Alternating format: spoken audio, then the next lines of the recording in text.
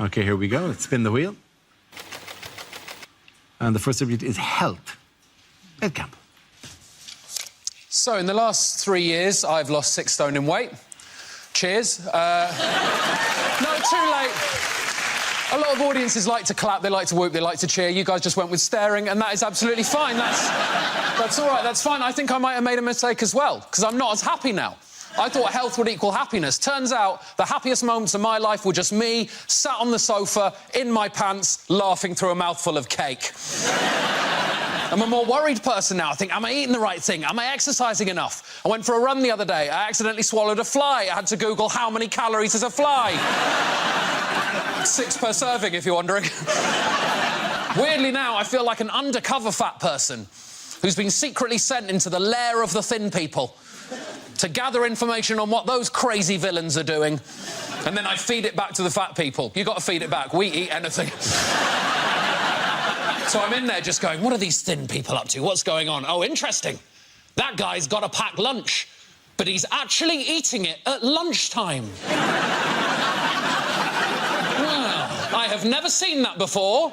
He's not just made it in the morning and then eaten it on the bus on the way to work and then bought chips at 1. That is intriguing resolve. Ah, they're using phrases I've never heard before. Things that only thin people say.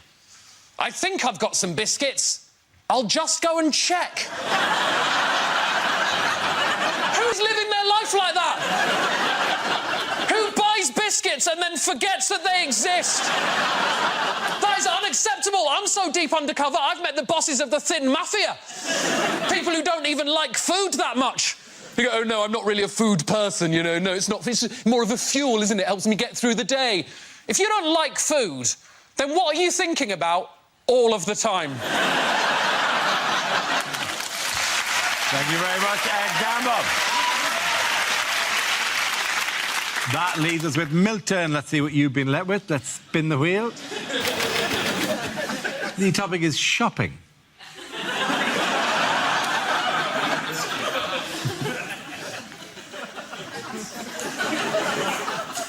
Tricky, isn't it, when you go to buy a toaster, and at the end the shop assistant says, well, what about insurance? And you don't want to, but you end up taking a hostage. Recently, I bought the autobiography of Francesco Cello, the man who invented sellotape. But I couldn't find the beginning. So, lads, if you want to confuse a girl, best thing to do is buy her a pair of chocolate shoes.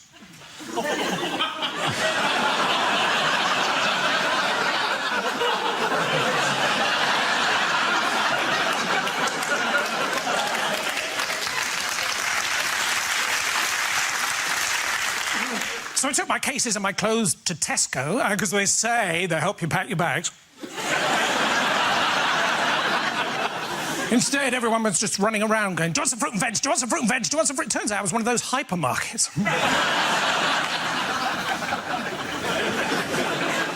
What else can I tell you about myself? I own a small zoo and a pirate ship, although not at the same time. I didn't buy that much Lego. I mean, we think of pirates as being all smiley. It turns out they're actually all Somali. Point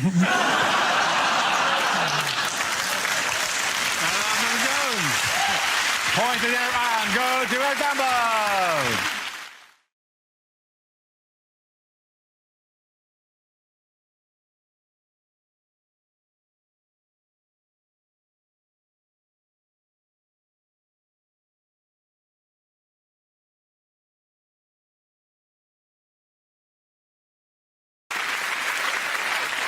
Our next round is called Headliners. Here's a picture of Centre Court at Wimbledon. But what does RBWF stand for? Is it really boring watch football? Regular bunch of white folk. Is it? Russin' bussin' winner Federer. Bussin' winning Federer.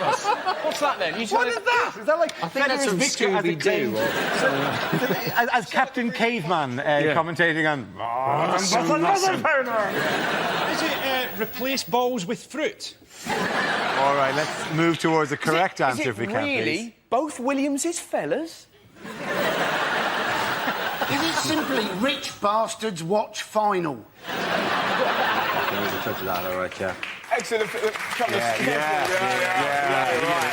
More tennis for the people. For those, is it record-breaking Wimbledon final? It is record-breaking Wimbledon final. Thank you very much. You'll watch this. We excited. Do you know the most amazing thing about the final? Tim Henman commentating on the final. What does he know about it? To be honest, none of us were interested. As soon as Murray got knocked out, we weren't bothered. And it was hilarious how fickle we were. We were like, come on, Andy, do it for Britain. Game, set, match, Roddick. You Scottish bastard! Straight away.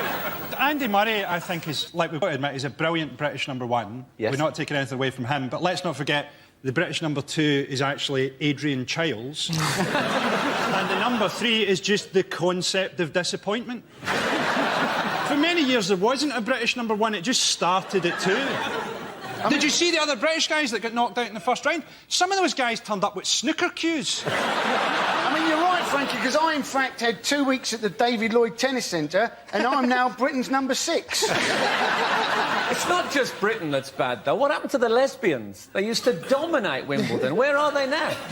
Well, I it's really miss that smell of pipe smoke in the ladies' locker room. What I like about Andy Murray, right, is he's like beyond Scottish. He's like almost translucent. He's like a living porridge. Sometimes the sun would strike him in a certain way and he'd cast a rainbow against the scoreboards. No wonder people couldn't beat him. They couldn't see him. It must have been like playing Predator or something. If you watch Wimbledon, I loved it. It was really great because the cameramen this year were proper perverts. Yeah. Every time a point was played, they're like, right, let's have a look. She will do. Did you see there was one clip where this girl with massive tatty bojangles was literally jumping up and down. Yeah, I saw that. in slow motion going. And McEnroe actually said, "God damn!" Yeah. And it was literally the highlight. I've not to be honest, Mike, I watched that in high def, and in 1080, that was phenomenal. They always cut to the beautiful wife or girlfriend in the box. They always do that. Now, looking back, I'd really tried at tennis and got to this level, and then I'd have gone out with the fattest pig I could have found and sat her up there. So they said, oh, Skinner playing really well, and there's his, oh, my God. Looks like he's given her a few backhanders. We've been able to see a Patty Bojangles, or what are they called? Tatty bojangles. But the thing is, the best thing about You don't use that during love play, I hope. I'm talking about my girlfriend. It sounds like an imaginary friend a child would have who behaves inappropriately. Oh dear, Mr. Tatty Bojangles is here again. I'll never be able to get to sleep tonight. Who spilled the milk on the floor? Tatty Bojangles. Anyways, the other great thing about the cameramen is some of the replays were outstanding because for some reason Wimbledon seemed to employ the oldest ladies they could to be line judges. So these poor women haven't got a chance of getting the way out of these 137 miles per hour serves. There was one old woman, you could literally see it just go whack and smack her in the face, and they replayed it. Just see this poor lady go. And all their work, love. Well, I've got Spalding on my face, so no! I love the screaming, you know, the screaming and the grunting. Actually, the neighbours asked me to keep it down. In the final, they cut to a shot of Woody Allen and Soon G sitting in the crowd. And I was trying to read his lips, and it looked like he was saying, no, don't buy an ice cream. That just makes me look like a pig. Don't buy an ice cream. Will you stop calling me Dad?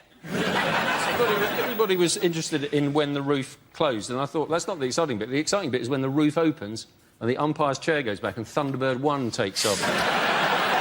Well, that was the thing, wasn't it? They said the roof would stop moments like Cliff Richard singing because it was raining. You think, that's a lot of expense to go to stop Cliff Richard singing. You can get a gun in Brixton for 60 quid. What I love about Wimbledon in general, it's the only sport that has its own fruit. You know, strawberries. Imagine doing that at Millwall. Lovely game. Guava? What is the grunting about? I'd like to see them doing it in, like, the snooker or something. Yeah.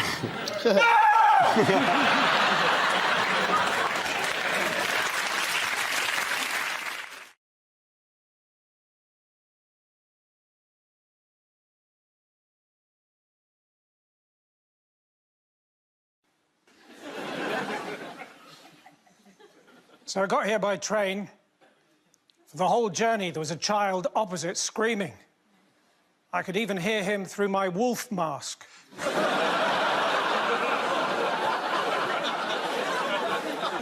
But it was a quiet carriage and people were getting annoyed, so in the end, we both stopped howling. Then a stewardess got on the train. She looked at me and said, "Do you mind if I do my makeup on the train?" I said, "Well, it's still going to look like a train, isn't it?"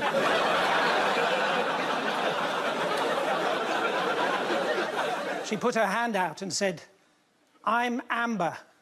I said, "Yes, I think you've overdone the makeup."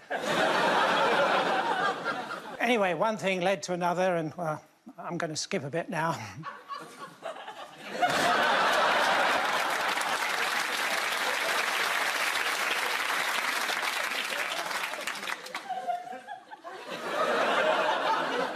I was sitting in traffic the other day, and I got run over. Thank you very much. Well done. Points again. I got another Joe. Come on back.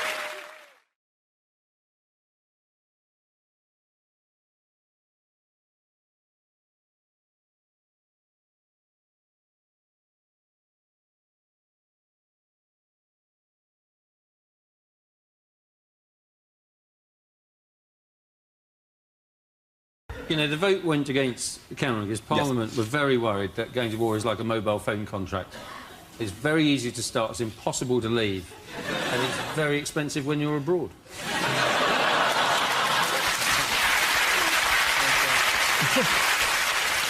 It's a bit rich, though, that Labour have come out so heavily against any kind of action, though, isn't it? Labour are all like, oh, we shouldn't be, not without UN support and not if it's illegal. And memories are kind of short, aren't they? Yes. Don't you remember Iraq? It just seems a bit much, Labour taking this hard line with the Tories on this. It's a bit like Madonna phoning up Lady Gaga and going, for God's sake, put some clothes on.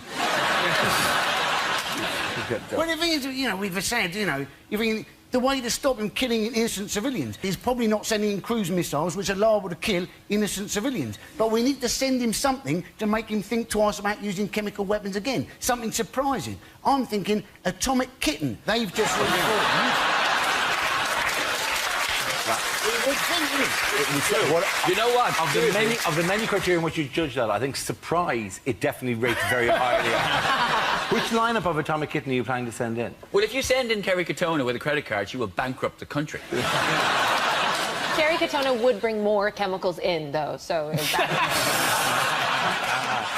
According to Obama now, this is going to harm the special relationship, and John Kerry as well has said that the special relationship is now in jeopardy, which I think is good, because I think the special relationship has always been a bit creepy, especially when you consider the age difference between the UK and the US.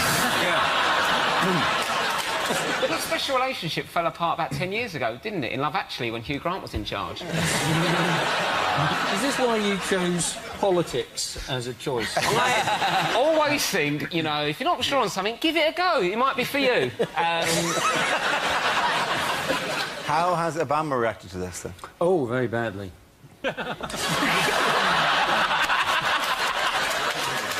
He's done his homework. Yes.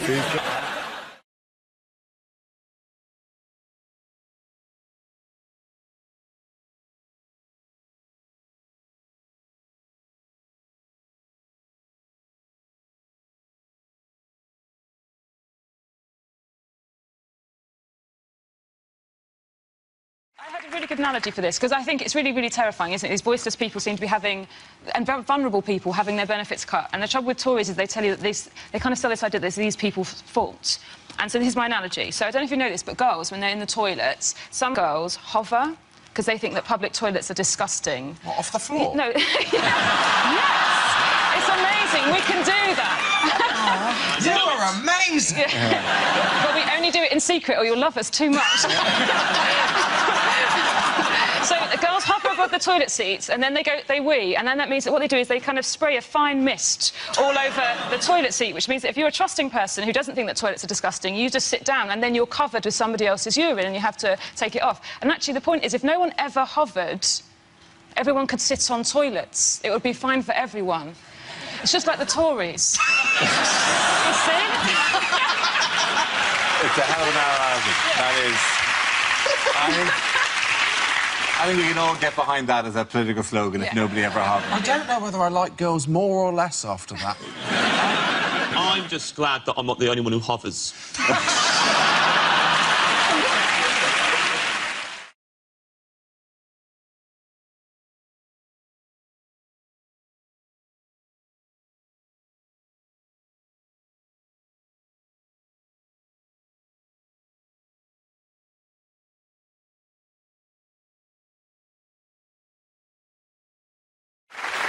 The next round is called Between the Lines. Rory and Hugh, can you make your way to the Mock the Week press pit?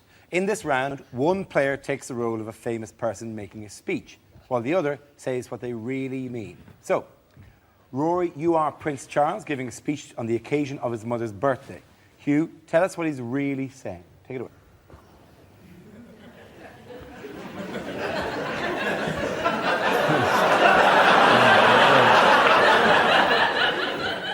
Hello, Mummy.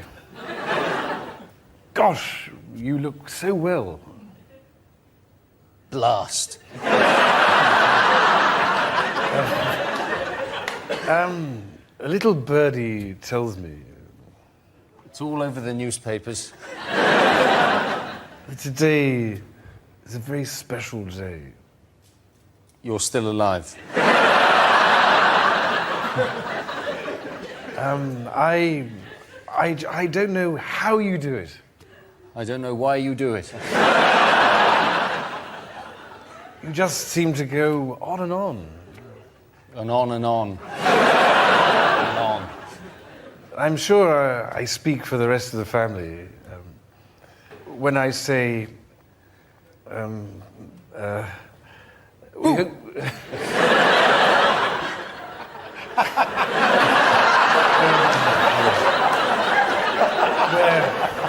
It's very good. Thank you very much. What do you do? I make organic biscuits. Oh, wonderful. Marvellous, it's true. So I've lost the thread now. Anyway, we hope you have a lovely day. Looking forward to the 21-gun salute. They're loaded. Reverend Rory and you. Very good. That's it. The point for both of you at that stage.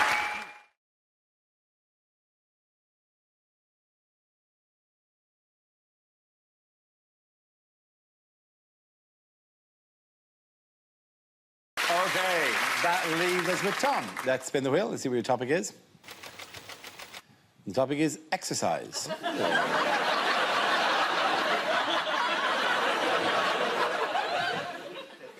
Also a picture of me. I'm not very good at exercise. I joined the gym. I joined Virgin Active because there wasn't a Virgin Passive.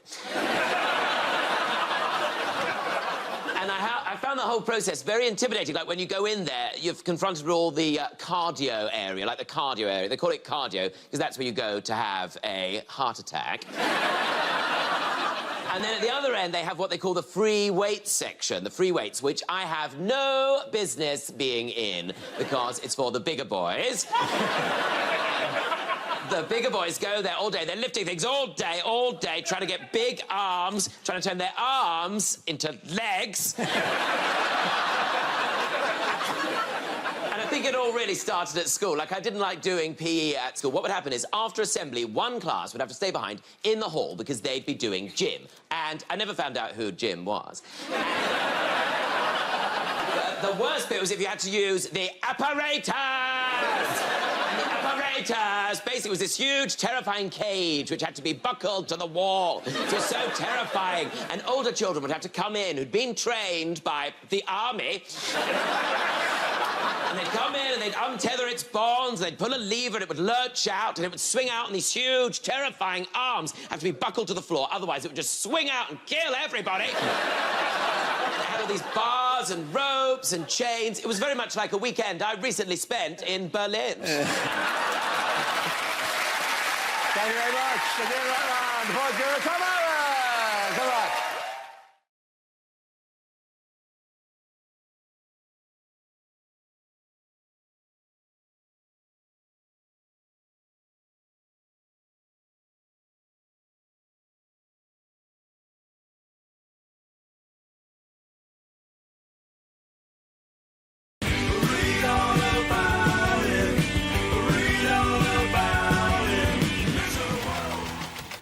The first subject is leadership.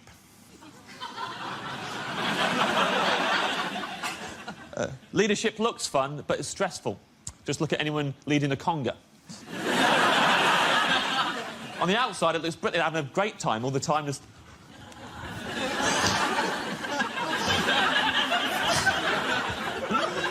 Yes, you bloody are. Yes, you bloody are, mate. In their heads, just going, I don't know where I'm going. I didn't plan a route. I never asked for any of this. God, I miss my family.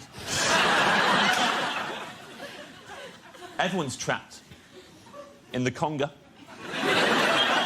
You think you can leave? You can't leave. Person at the back, maybe, they can let go, make a run for it. Everyone else, you let go. You're not out the conga. Now, you're the leader of a rival conga.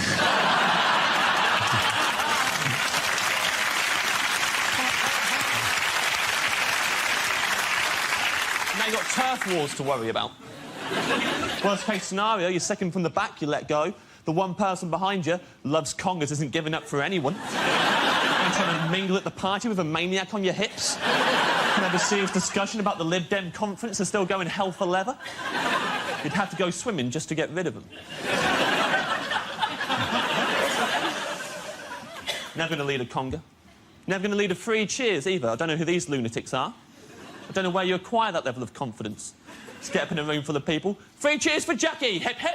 What if everyone goes, no? Not free cheers for Jackie, she's an unpleasant person. How about no cheers for Jackie? Hip, hip, shut up. Thank you very much,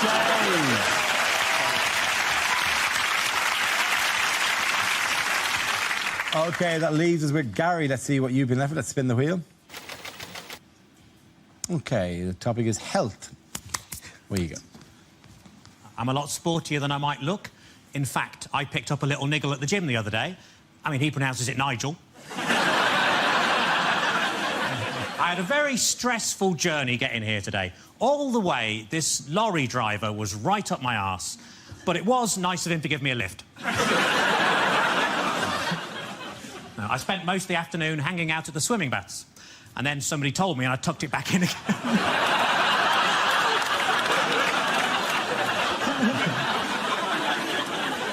I put on a lot of weight recently, so I rang up Weight Watchers. I said, it's an emergency. Can you send somebody round? And they said, yes, we can. We got loads of those. My grief counsellor died recently, but luckily he was so good I didn't give a shit.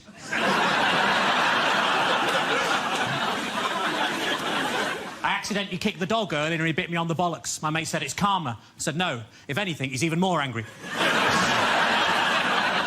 I went round to see my nan. I said, what you been up to? She said, weed in the garden. I said, well, at least you didn't shit in it. I was in the garden with my girlfriend earlier, and we saw the 18-year-old girl next door, all dolled up, ready to go out clubbing, and my girlfriend said, do you know what? At that age, I could really see myself in her. Which was weird, because I was thinking the exact same.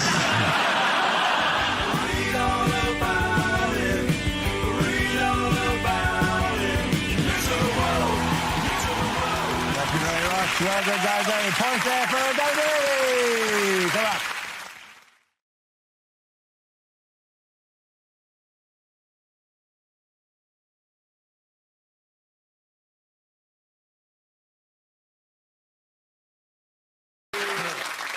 Moving on, what new feature on the phone app Snapchat has become the latest viral trend? Terrible. It's that thing where you get to turn yourself into another gender.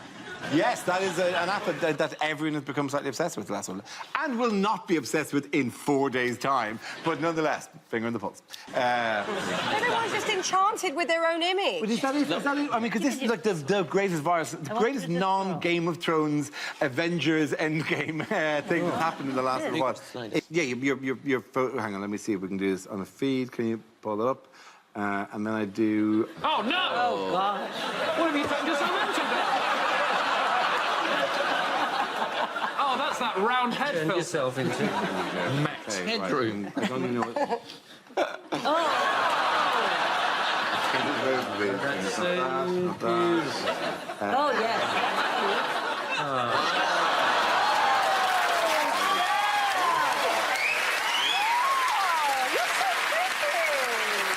don't think I'm good. Look like one of the cores. Even with this filter, the hair is still sort of invisible. Yeah. I'll tell you what you look... Oh, God.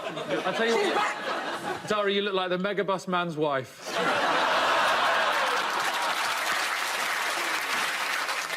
I'm scared if I do it, I'll just look the same. You're on the female ones, you have to bounce it.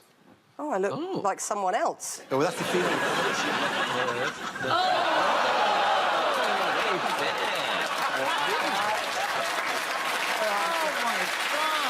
That is what I look like if I don't pluck my face. He looks like the sort of man who cuts his own hair. That's really upsetting. It is, and you know what? That's why I would never do that, and that's why I don't encourage any of my daughters to do it, because look, I'm from India. You know, we have great hair, not just here. So, honestly, I spend so much on laser and stuff, so I never have to look like my brothers and never have a beard, and then you get this thing, and my daughters think it's funny. I'm like, wait till you're 15. This is what I'd look like if I got paid 25% more.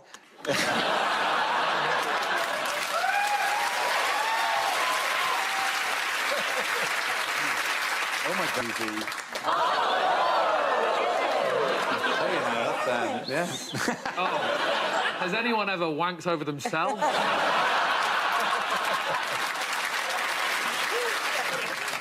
Reece, I look like your fit mum.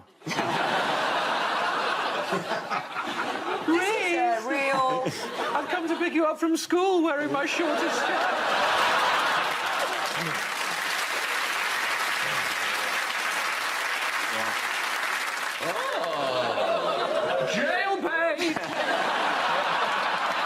Well, aren't you the cutest little GCSG student? Oh, hello. There you go. It is me, Ed Gamble. And if I go across a couple, it is me, Rob Beckett. Get that round of applause for Ed, Kerry and Reece.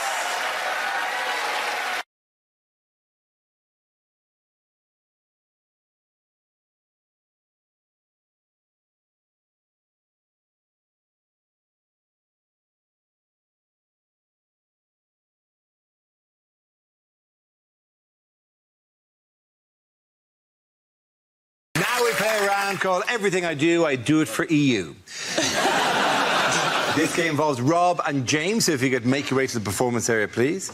This round is a stand-up challenge. I launch the wheel of news, and whoever chooses to stop, one of our performers must step forward and talk about that subject. OK, here we go. Let's spin the wheel. The first subject is going out. Rob. I like going out and getting drunk. It's fun, isn't it? I got so drunk the other week, it was the most hungover I've ever been. In the morning, I bought a McDonald's breakfast and ate it in a queue for a Greggs.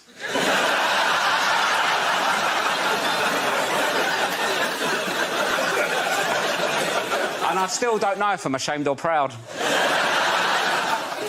I don't like tequila, though. I don't like doing shots. It annoys me with tequila. It's too much admin, isn't it? So I'll lick a bit of salt, eat a lemon. What are you doing that for? It makes it taste nicer. It's not fish and chips, is it? So it's sort of, no one looks like they're enjoying it. Everyone looks panicked, don't they? They're always like, oh, thank God for the salt and lemon. They're loving it, aren't they? Do you know what make a tequila nicer? Do a tequila, then have a Cadbury's cream egg. That'd be nice, wouldn't it? Take the taste out of your mouth. The thing is, as well, though, it's like I can't properly get on it now. I'm like a bit older. I'm not saying I'm too old to get drunk, but when I was 18, you don't care, do you? You can get battered. Just get on with it, right? Because hangovers, they say hangovers get worse. They don't, do they? You just have more shit to do when you're older. That's the problem. When I was 18 on a night out, I'd be getting on it. Someone might go, do you want some drugs? I'm like, oh, I don't know. How'll it affect me? What will my mum think? Oh, my God, drugs. Now, if I'm on a night out, so I'm like, do you want some drugs? Can't, mate. Got to paint a fence tomorrow. I don't want to be painting a fence all sad. You know.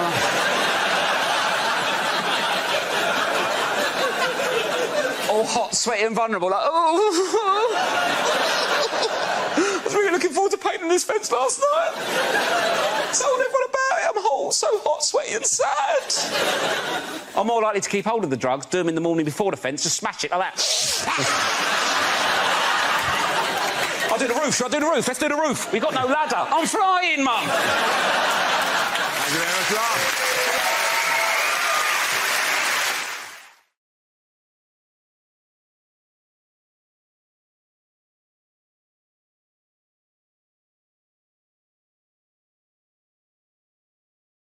Whose number is up this week? It's Carol Vorderman. It is, of course, Carol. Yeah. Vorderman. Silly old cow. Yeah, basically.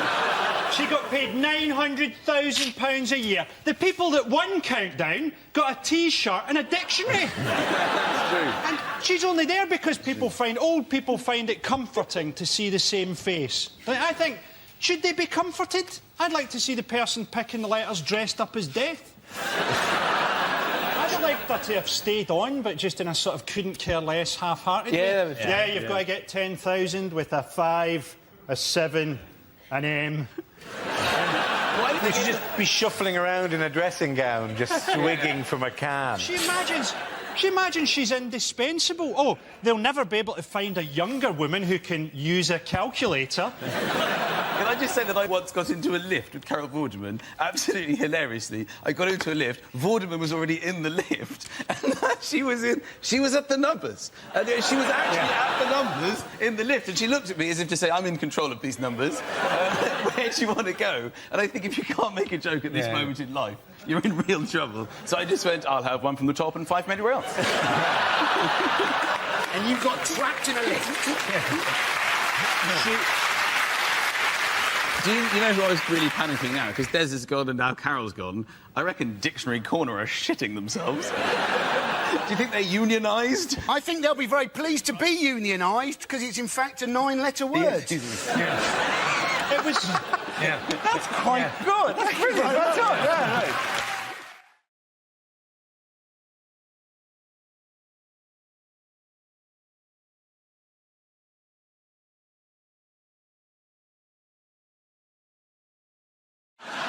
Your category is home news. The answer is 43 years. What is the question? Is it for how long will the average Glastonbury goer keep their wristband on?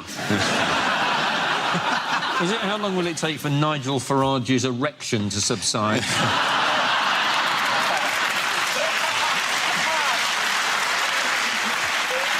Is it, if Jeremy Corbyn asked the Shadow Cabinet for a high five, how long would they leave him hanging?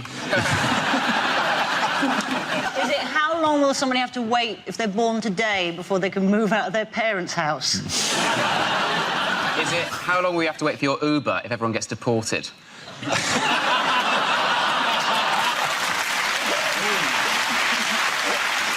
Is it how long does Rob take to brush his teeth?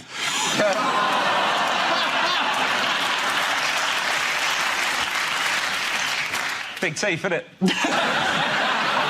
Is it what's the age difference between Cher and parts of Cher?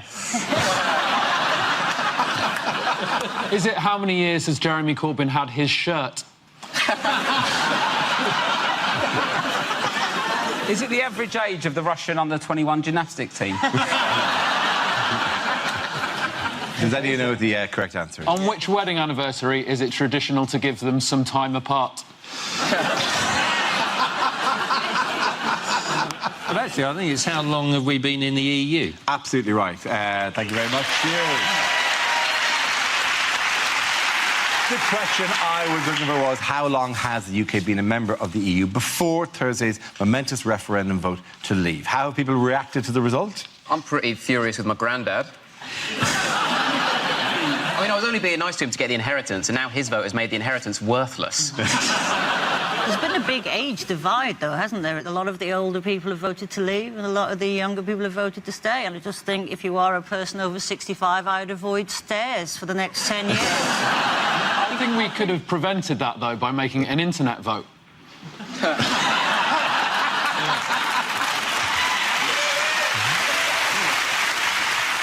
It would be very wrong to stereotype all Leave voters as old anyway, wouldn't it? Yeah. Although it doesn't matter if we do, because they'll all be in bed by now. Statistically, 4,000 of them are already dead.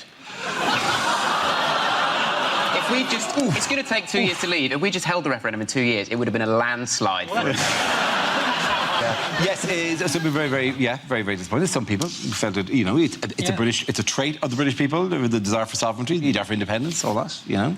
Yeah, it was a big war cry, wasn't it, to get Britain back, you know, and that's already started. The currency is already back to a point that it was in 1985, so I mean, it's clearly working. When Sunderland voted to leave, I thought maybe they thought they were voting to leave Sunderland.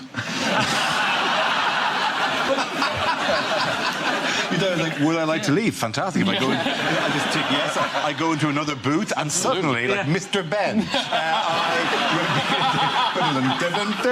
I'm not in Sunderland anymore. I think the Cornish voted to leave as well, didn't they? Cornwall voted to leave because they think it's going to give the fishing industry a boost, which it probably will, because fish will become our currency when...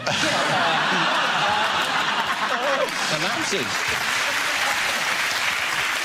It's like the country's had, like, an office affair. We've got to, like, middle age, had an office affair, thought, this is a bit crazy, actually, I'm going to leave her. Yeah, and then they get a new flat in Canary Wharf, going, yeah, freedom! And give it 2 years, they're crying, sitting in their pants, and the people that are left over are the kids, and they're screwed. I tell you what, Cameron was right. Jesus, that was brutal. Oh, yeah, I've got it if you need it, mate. Yeah. Cameron said it'd be bad for jobs, and he was right, because his was gone by 8 o'clock the next morning. So who's been backtracking since the referendum result? Well, a lot of people have been regretting their decisions. You know, it's because it's split up families. It's divided families. It's divided friends. I mean, I've got a Dutch wife, so on the morning after the referendum, it was just tragic to watch her packing the little clogs into a house, taking the little wheels of cheese away. My girlfriend demanded to know if I was in or out. Unfortunately, we were having sex at the time. Yes, there's been a lot of basically a lot of the Leave campaign have been forced to go. Oh yeah, did we say that? Did we say 350 million? Oh, really? It wasn't written anywhere, really. Oh, on the side of a bus. Oh, well, you know the way people write things on the side of buses all the time. Yeah, I mean, I saw there's a side of bus going around near me recently that said that Batman vs Superman is a 5-star movie. That was on a bus for ages, and it's not really. I think the £350 million claim was the most dubious figure on the side of a bus since you did those Megabus adverts.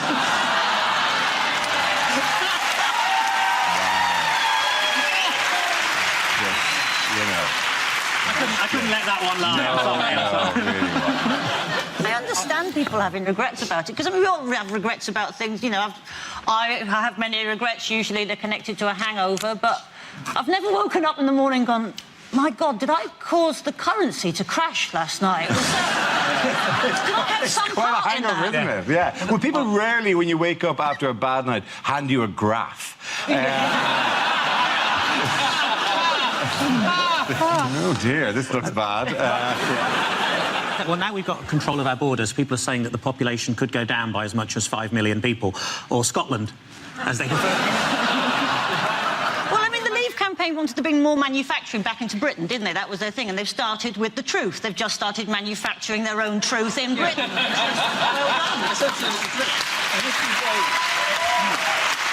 Hey, by the way, we should. Because it's a nationally broadcast show and they're cheering for certain points of view that are expressed here, should remind we're all in the bubble here, people. That bubble which manages to be London, Scotland, Northern Ireland and Gibraltar. That weird, freaky bubble that pops up randomly at points. Yeah, they want a speedy divorce, don't they? The EU, like, is it Juncker? Is his name Juncker? Yeah, Juncker. He wants that speedy divorce. I reckon we should get, like, Cheryl Vicini Fernandez, Tweedy Cole, whatever. We should get her in. Because she is smashing for the divorces and she's looking all right. Get her in to head it up. I love that the result of the Brexit vote has meant that Rob refuses to pronounce any European names.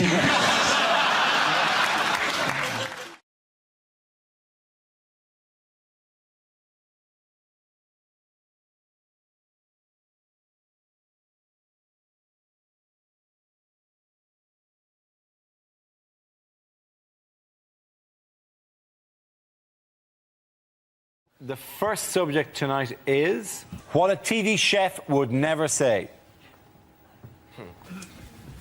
So that's the bird plucked and stuffed. All that remains is to kill it. Welcome to One Fat Lady. And here, what you want to do is put a little bit of the brown mixture in the tin and then sprinkle a little bit of hash on the top of it. Well, these Korean meatballs really are the dog's bollocks.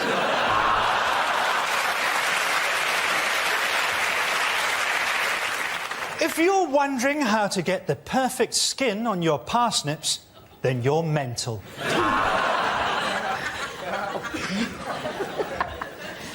Hello, I'm Delia Smith, and today we're going to cook a panda. Am I invisible in this fucking jacket?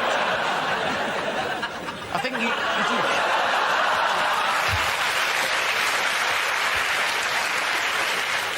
So, I've marinated it for half an hour, seared it for 15 seconds, and now I'm drizzling it on my buttocks. You just need 2 things to make this dish. What you need is a takeaway menu and a phone. Tonight on Russian cookery, cyanide, polonium, and a crab stuffed with explosives.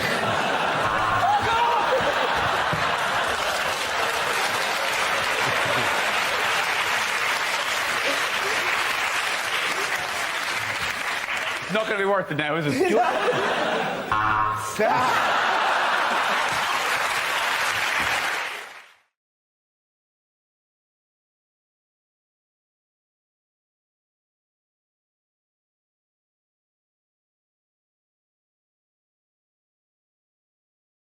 OK, the first subject tonight is unlikely lines to hear in an episode of Doctor Who. Between series, I paint the TARDIS red and sell coffee. Yes, Doctor. I am your arch-nemesis. You may also recognise me as Giuseppe DeMarco from EastEnders. And my many walk-on parts in Casualty as Wounded Man. Looks like we've materialised in the 19th century. Oh no, it's Glasgow 2007. This is not a waste of time. You are a Time Lord. Have you ever given money to the Labour Party? I'm here to save the Earth, but as a doctor, I won't be working evenings or weekends. K9, stop humping the toaster. Welcome to my Dalek poetry reading. This one is called Daffodils. Exterminate daffodils!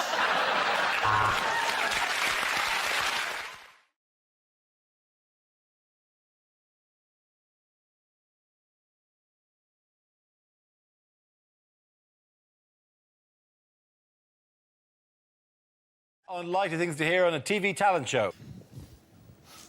Tonight, I'm going to be climbing a step ladder.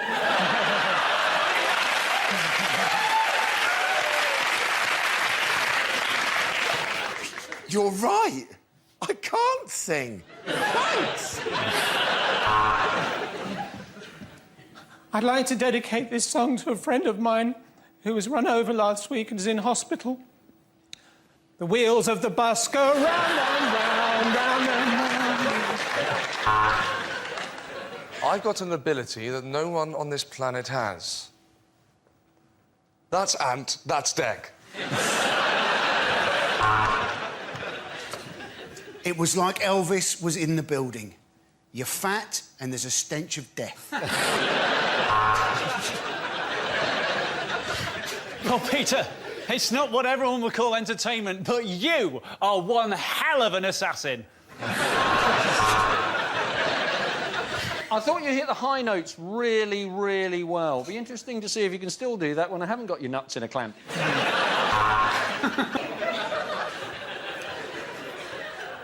Hello. Where's my double act partner? Oh, he's in here. Feeling nothing more than feeling. Trying to fall. When you said you were going to ride a donkey...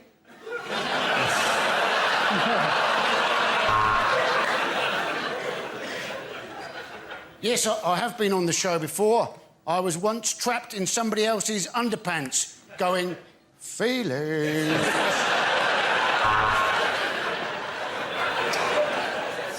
That was an exceptional performance, and the way that you have overcome your blindness is truly inspirational. But this is a chip shop, the X Factor audition next door. I'm going to be honest with you. I think you're all terrible, OK? All of you, you're completely dreadful. I don't know what you're doing. Especially you, Hasselhoff. What have you done since Baywatch?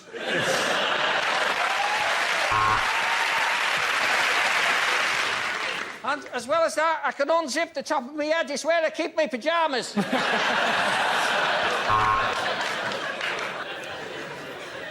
I know you said you were a Gary Glitter tribute act, but we weren't expecting you to do that.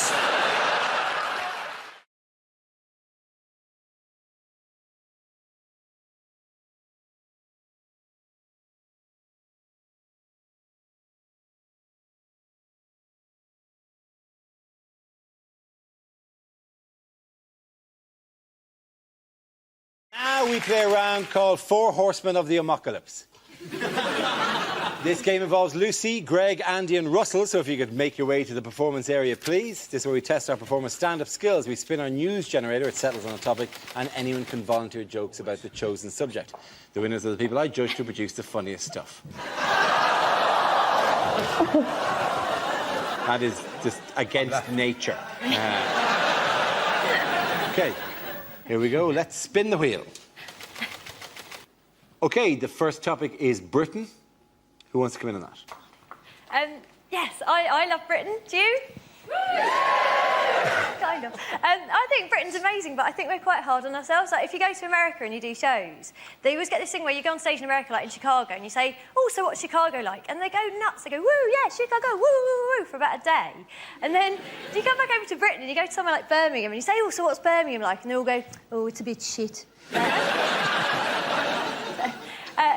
I live in London, in Britain. I live in Kentish Town, which is lovely because it is actually like a Kentish town. Unfortunately, the town in Kent it's like is Maidstone, which is crap. North London's quite posh, though, because there's a hairdressers near us, which is called the Elysian Fields Hairdressers. Oh, it's where heroic hair goes to die. Isn't that it? Where I used to live in South London, the hairdresser was called We're Going to Cut You, Slag. Thank you, Mr. Porter. OK, let's spin the wheel again. The subject is sport. Who wants to come in on that? So, hey, Freddie Flintoff, how drunk would he have been on Monday night? That's all I've got on that one. We have got a great new British hope for our sport, though. Laura Robson, Britain's tennis, 15 years old, both her parents Australian. We don't mind immigration when they've got a bit of talent. We object to people sneaking into Britain on a rubber dinghy unless they can do it really bloody quickly. Thank you very much, Ali Parsons. OK, that leaves us with Greg and Russell. Let's spin the wheel. The next topic is education. Who wants to come in on that? Russell. I remember school being fun. I think my favourite moment ever in life, pretty much. There was a girl in our school called Lydia. She was trying to make her calculator work. She was repeatedly knocking it against the desk. And after about an hour, our teacher went, Lydia! How would you like if I banged you against the desk?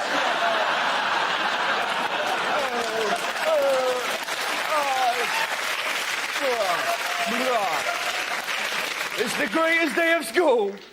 But now it's more sinister, isn't it? Like, they're now talking about teaching 5-year-olds sex education. Of course, people are very angry. It's disgusting! It's too much! Like, calm down. Not going to teach them technique. Right, this is how I like to do it, kids. That's right. Kids aren't going to run home, put dolls around a toy car and go, look, Mum, they're dogging, they're dogging.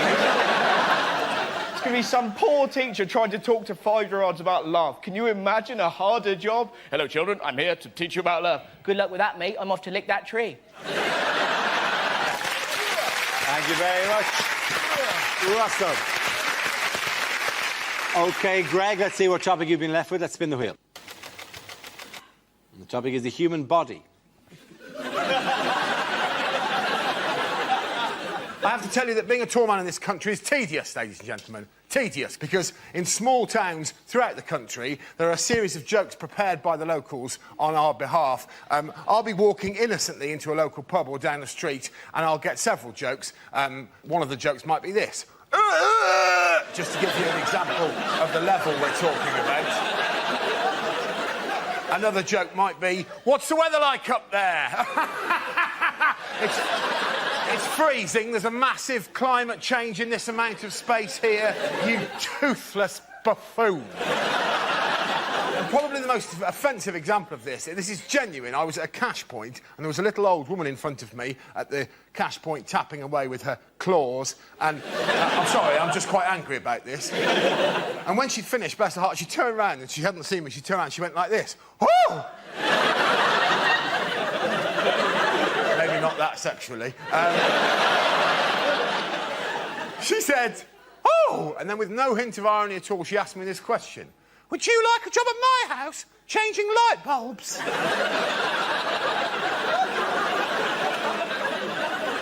No. No, old woman. I have plans of my own. Now, get out of the way of the cash point. 20 minutes is long enough for you to have worked out that that's a Tesco club card. Thank you very much, Greg. At the end of that round, the points go to Greg and Lucy.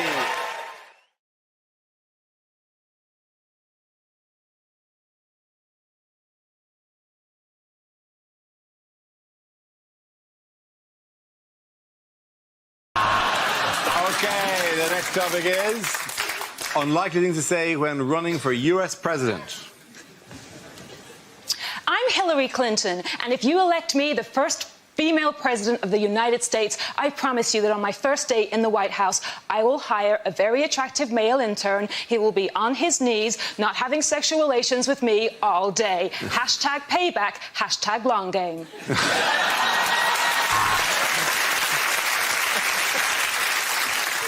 I want to go to Washington. Why? I want to see what color the White House is.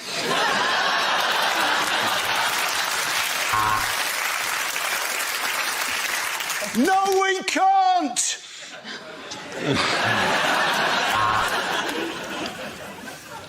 The name Clinton is in the DNA of the White House. In fact, the DNA of Clinton are on the walls of the White House.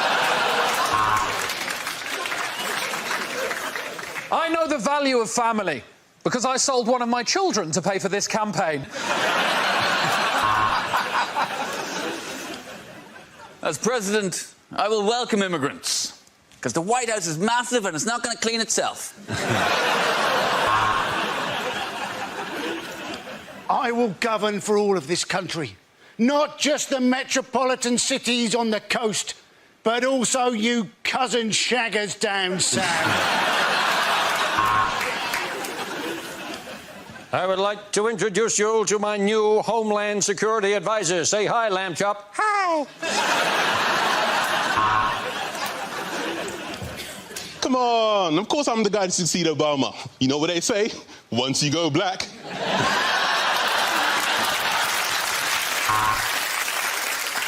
If you elect me America's first colourblind president, I will do everything I can to uphold the values of the brown, white and green. I would now like to talk to you people in a language of my own devising.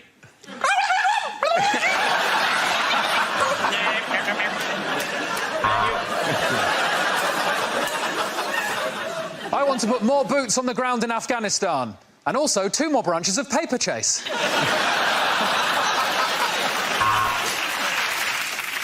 What you must remember is the people we need to convince are the great American people. And most of them are as thick as pig shit.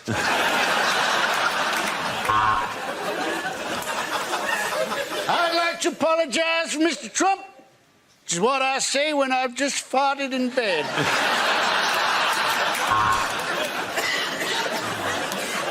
When I was little, I did not plan to be President of the United States. This is more like a holding job until I get to rule a good country. I am I'm American through and through. Cut me, and I will shoot you in the face. I wish to have no secrets in this campaign. I wish to be completely open, and that is why I'm going to start that again, because I fucked that up. We Republicans want to reach out to all Americans. Blacks, whites, Chinese-y-looking ones. I want to have no secrets in this campaign, and that is why I have gathered you here tonight to tell you I shot gay JFK. Okay, give that round of applause to Ed, Sarah and Andy.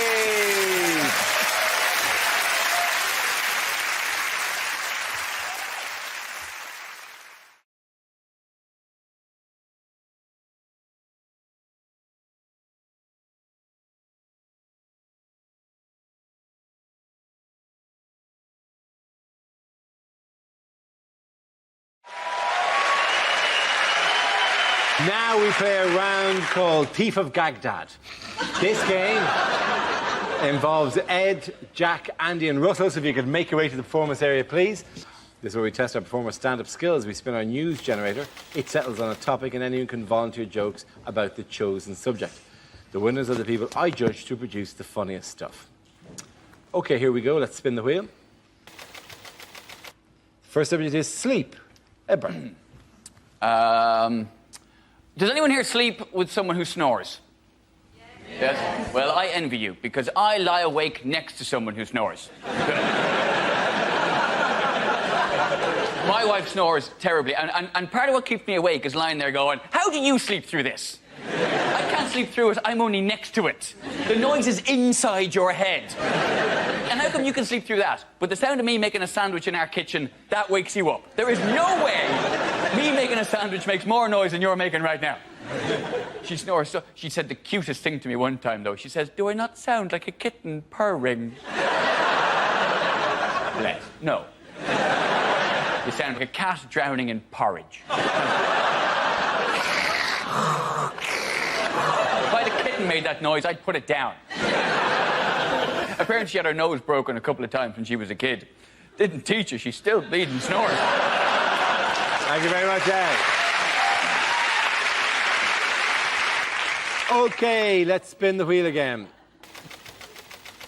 Subject is health. Andy Parsons. With flu jabs now, what they do, don't they, is they put a little bit of flu into you to help you combat the flu.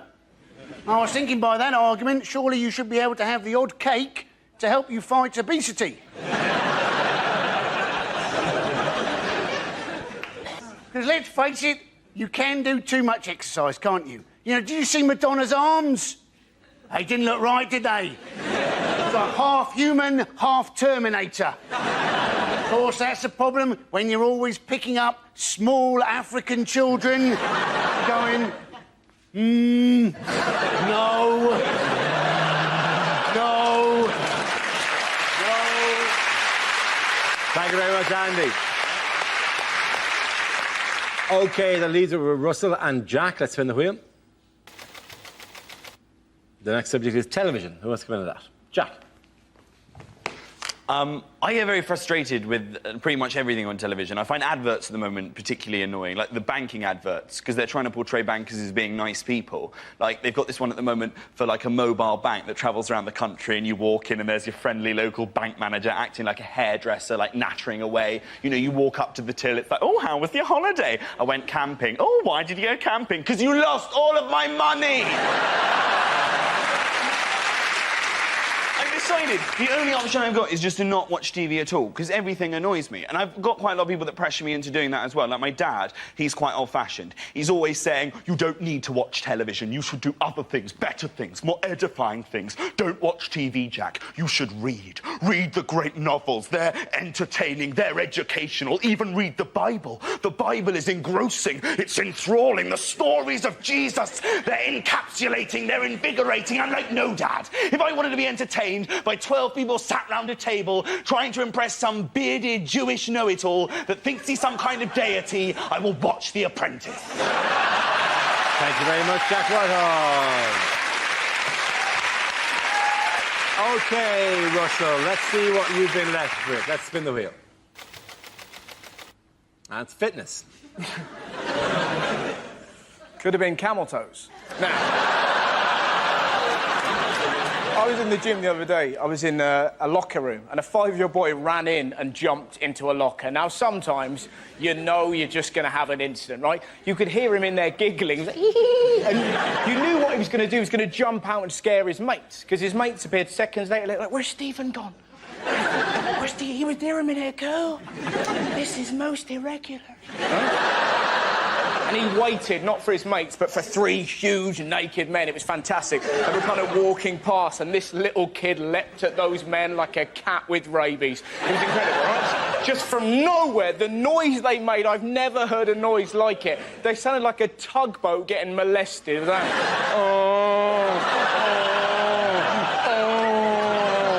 His long-suffering dad is in the showers, obviously heard this and went, that'll be my bloody boy! Ran back, confronted this glowing hellbeast and went, Stephen, what have I told you about acting up in public? And this little kid cut his dad down with one very simple sentence. Dad, your willy's moving? You're just there going, oh, the world is a better place. Thank you very much, Russell. At the end of that round, the points go to Ed and Jack.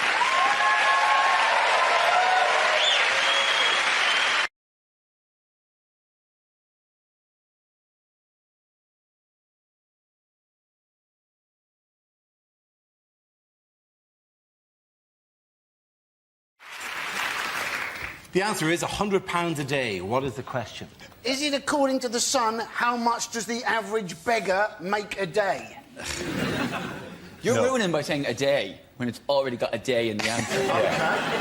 Is it? Let me have another crack at that the one. repetition of a day. Say it without a day and I'll watch. What's happening? Well, I was just about Hang on a to. minute. Ed's turned into like the Microsoft paperclip. He's trying to write his letter. You're doing it wrong. Are you doing a list? According to The Sun, right, what does a beggar earn?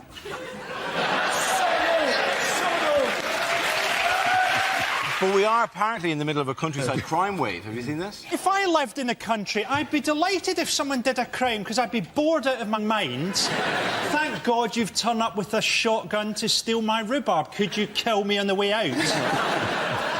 Some bloke sold rhubarb from an allotment. You have to tag it. Just Why don't they tag it? Imagine the phone call. Just some deranged. They've taken it. It's gone. My prize winning marrow. Is there no God? You have. Surely you just put rhubarb down his sleeves and then go.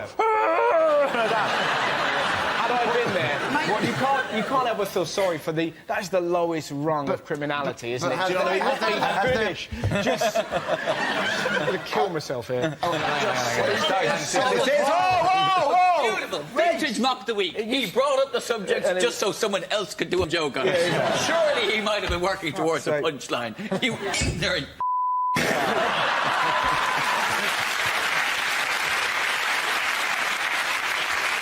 Jesus. I think we get a higher chair for the joke umpire. I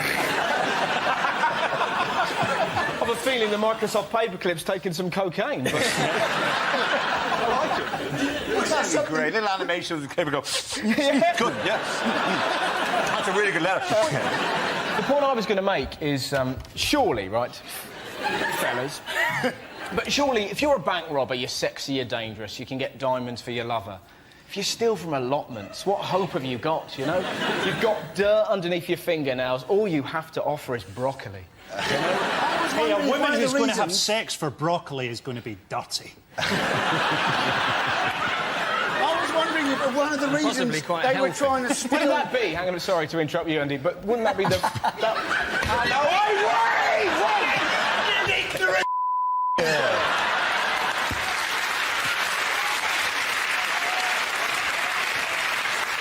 Frankly, I wish to go on the record and say I have now lost control.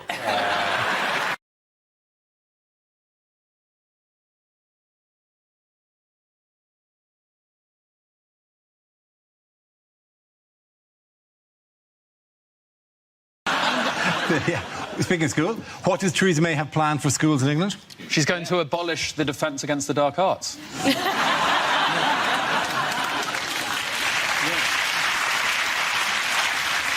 She wants to bring back grammar schools, doesn't she? She wants to bring back the sorting hat. Stop with the Harry Potter. You just had a conversation about Pokemon. Yeah, but I know a tiny bit about Pokemon. I know nothing. I would ha to his joke. Then your one appeared and I went, no, too much. What do you think the sorting hat is, Dara? I suspect they put names into a hat and they pick things from. How wrong it is. There's nothing magical about a raffle. Did you learn nothing in all your time as a house elf?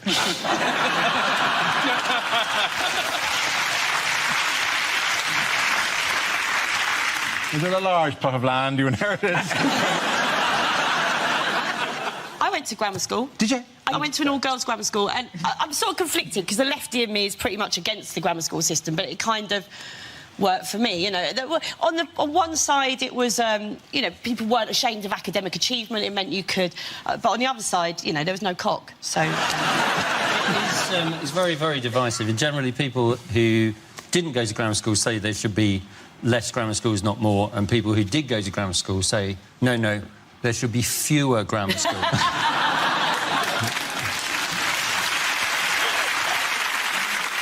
You know, I think those children should be together. When I was at school, it was nice, if you were struggling, it was nice to see, like, a thicker kid struggling more than you. Like,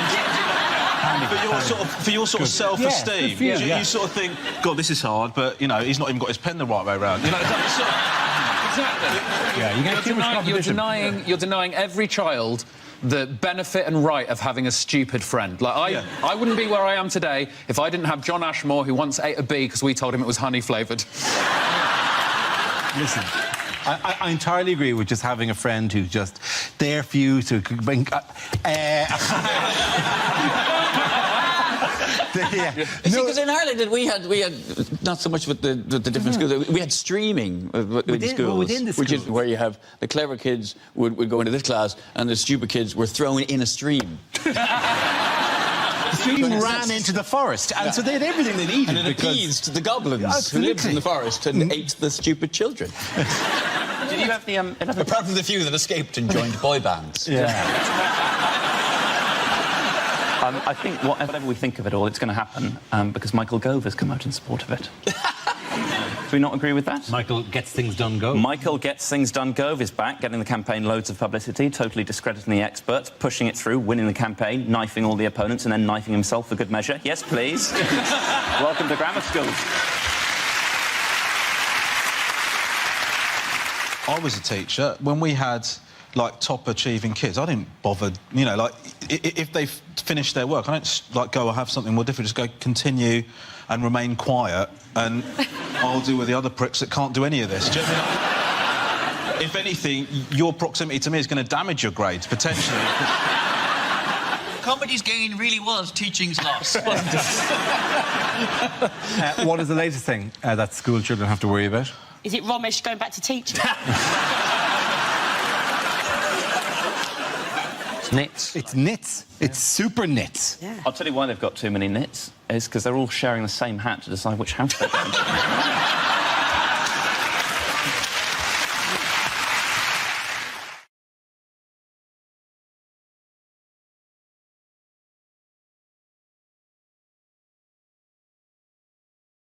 Unlikely lines from a war movie. Bad luck, Sir Winston. I'm afraid the Second World War's gone to penalties.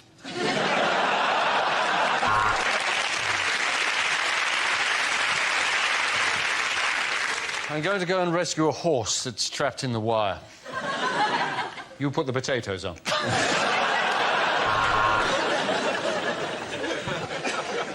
We've located the battleship. It is in the squares B5, B6, B7, 8, 9.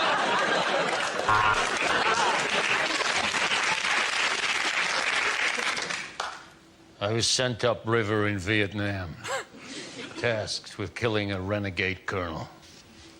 That was one hell of a gap year.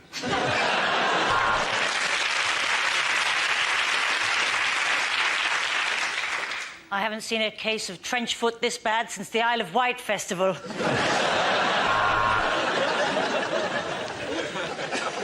It is better to die on your feet than live on your knees. Anyway, enough about that Talisa video.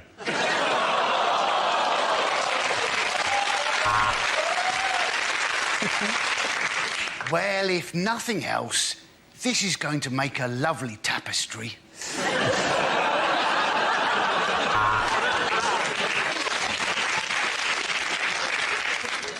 We're at 5,000 fathoms. Bing! The hull will never take it, Captain. Bing! And you going bing isn't helping either.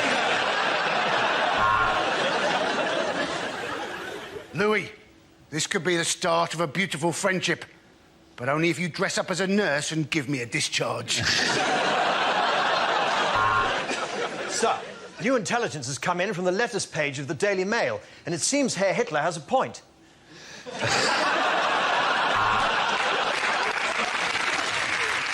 I can't stand the sound of the guns. Why did I move to Tottenham?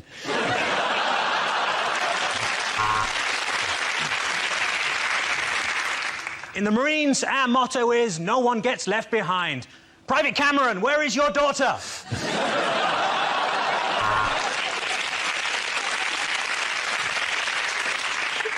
We make an amphibious landing here. We scale the cliff, avoid the sweeper, bounce on the big balls, and I'll meet you in the wipeout zone.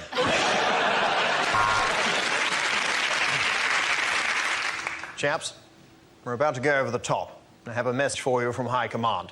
Simply says, war! What is it good for? Absolutely nothing. Say it again now. War!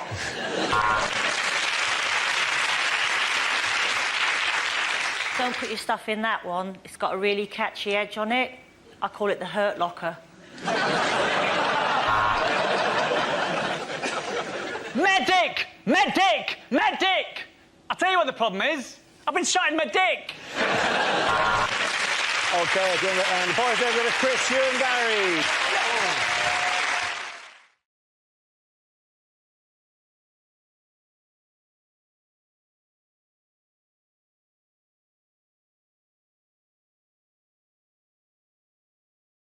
OK, here we go. Let's spin the wheel for the first topic. The first subject is transport. Who wants to come in that? Miles. Yes, transport, public transport. Why is public transport so horrendous? Well, the clue is in the question, isn't it? It's the public. You're horrific. I don't take public transport terribly often, but sometimes I do it for a dare. Some friends and I once had a competition to see who could stay for the longest on a night bus without vomiting. Although, once I got on the bus, it was quite clear that all the other passengers were involved in a similar competition. None of them were doing terribly well. My seat had a sign next to it saying, "This seat is particularly appreciated by the elderly and infirm." Yeah, certainly smelt like it. Well, what a journey. Every time somebody pressed the stop button, it pinged. The oik sitting next to me stood up because he thought his McCain's microwavable chips were in.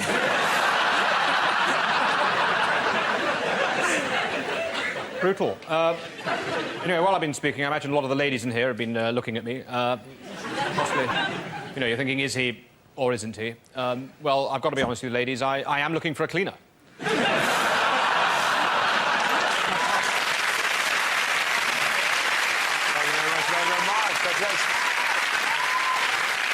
OK, let's spin the wheel again. The subject is marriage. Who wants to come in on that? Stuart. I'm not married. If I was married, would I be able to do this?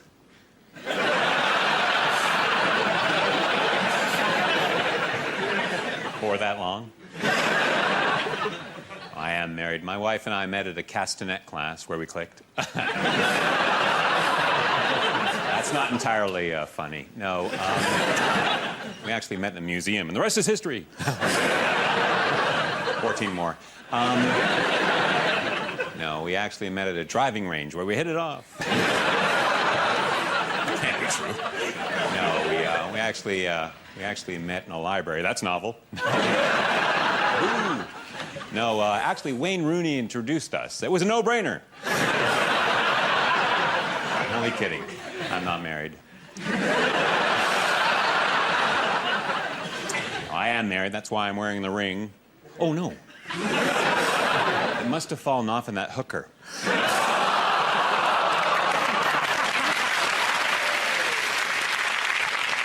Anybody who's married knows what I'm talking about when I say this, that you really find out about someone after you marry them. Like, for example, my wife doesn't have a peanut allergy. No, it turns out she has a penis. That's it, she has a penis.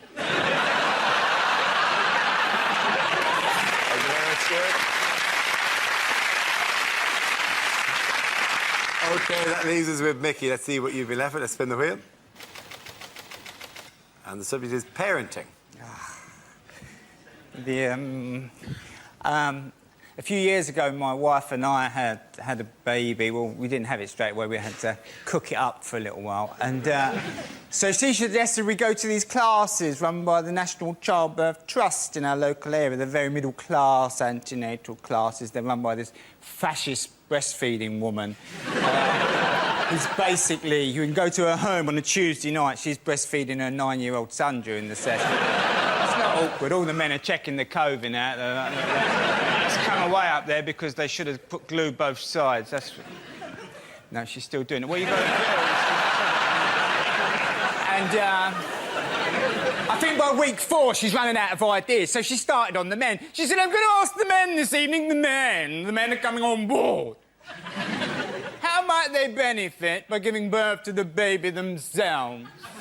Can we talk about those benefits? Now, there's 6 of us in a circle. I'm in trap 3. Not the best position, the worst one either. Chap number 1's in the best position. He said, if you gave birth to the baby yourself, he said you'd have an empathy with womankind and her struggle over the centuries, creating a greater relationship with your partner. I was thinking, oh, cobblers, I was going to use that one. Chap number 2 dug in, fair enough. He said, well, if you gave birth to the baby yourself, he said you'd have a bond with the child at a more primeval, physical level. Started crying. Nice touch. Mother Earth looked at me, I'm having a panic attack. It's all gone a bit hazy. She said, Michael? I said, well, at least you'd be 100% sure it was yours. OK, the end of that round. The point is going to make it sound again.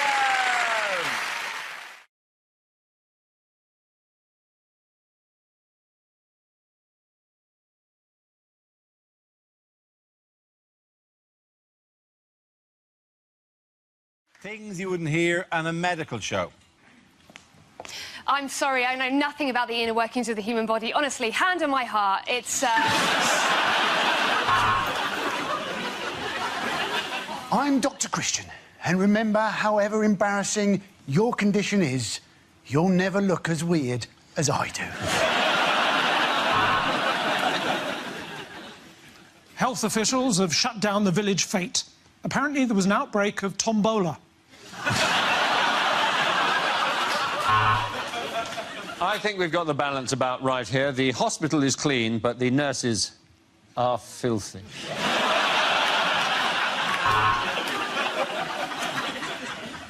We'll be starting the procedure by numbing your breasts. Nom, nom, nom, nom, nom, nom, nom, nom, nom, nom, nom.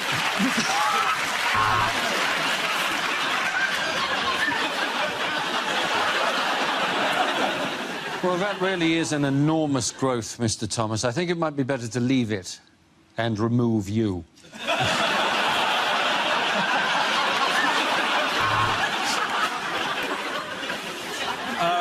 Please let me assure you it's perfectly normal and the swelling will go down. It's just that I find you really attractive. And if you've been affected by any of the issues on embarrassing bodies tonight, think how I feel. I had to touch it.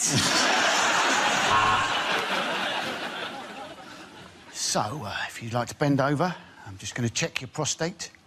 Maybe slightly uncomfortable. I'm going in now. Look, no hands!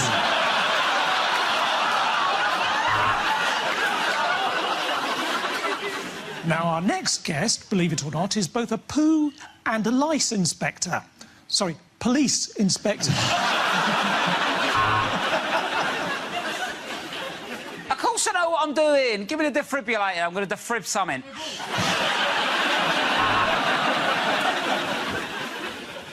Yes, I'm afraid it's the big C. Yep. Jeremy Hunt is paying the hospital a visit.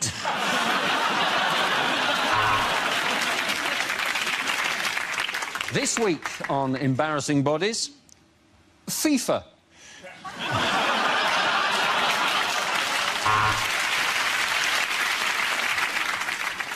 I'm afraid there's been a problem with your X-ray. He's put a sex tape of you up on the internet.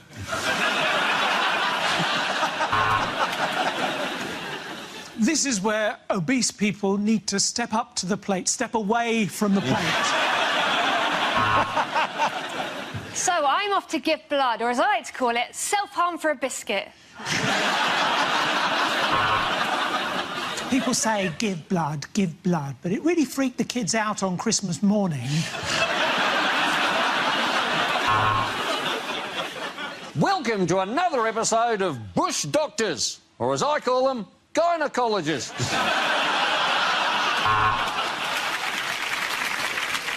In just 1 week on a lad's holiday, Kevin got an STD, had his stomach pumped and lost a finger. Legend!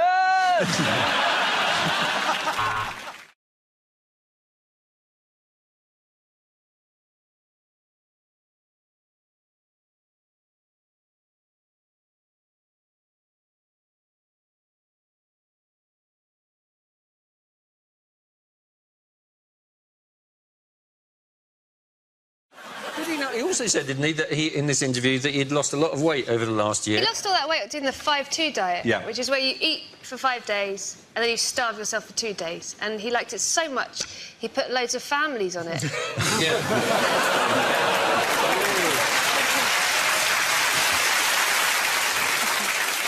I like the idea of Tories wandering around Manchester. So going, oh, so what, is it zone 70?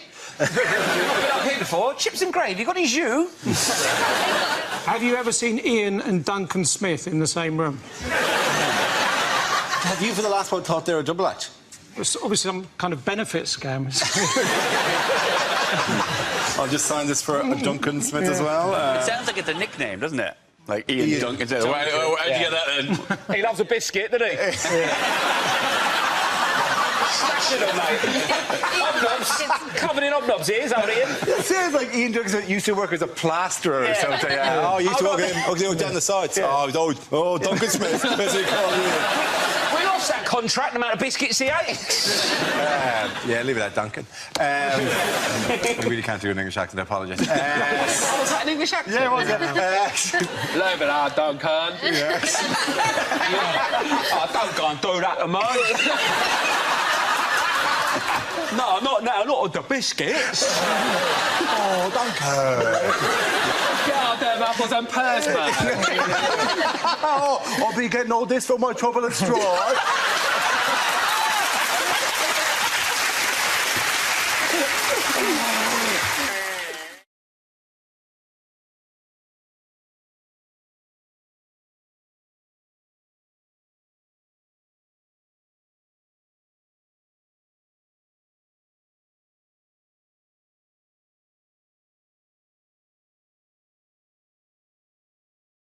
This round is called If This Is the Answer, What Is the Question? On the board, 6 categories. Joe, which category would you like?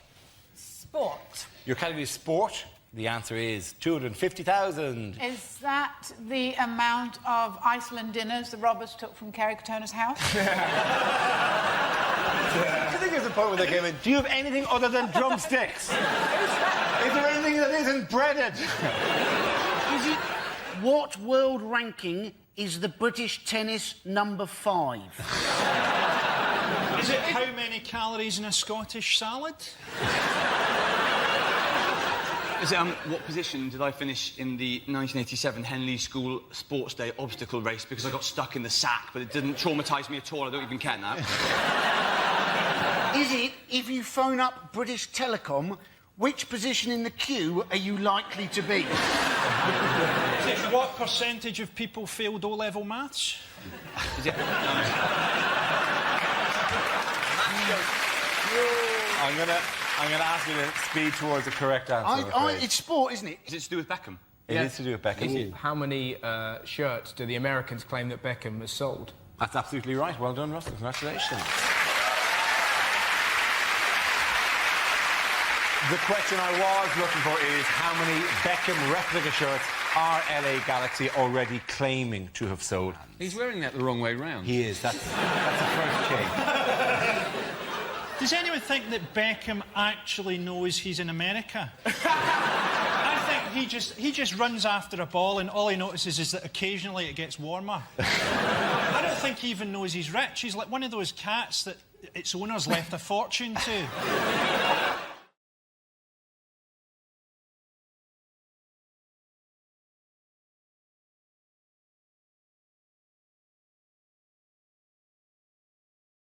First subject is technology. Who's given that?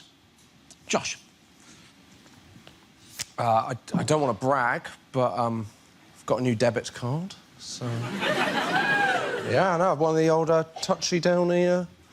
If you haven't got one of these, you have not lived, my friends. Oh, my God, never did you feel so smug in your life. When they go, how would you like to pay? Just have, mate, see you later.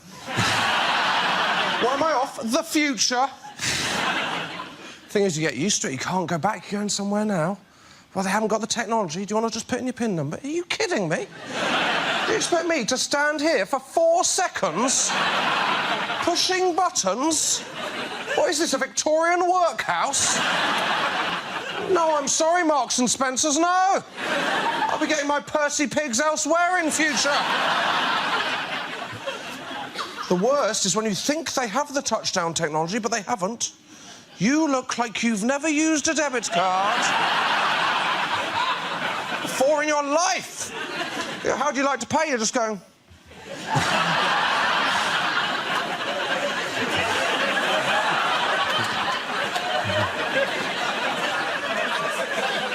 Are you having a breakdown?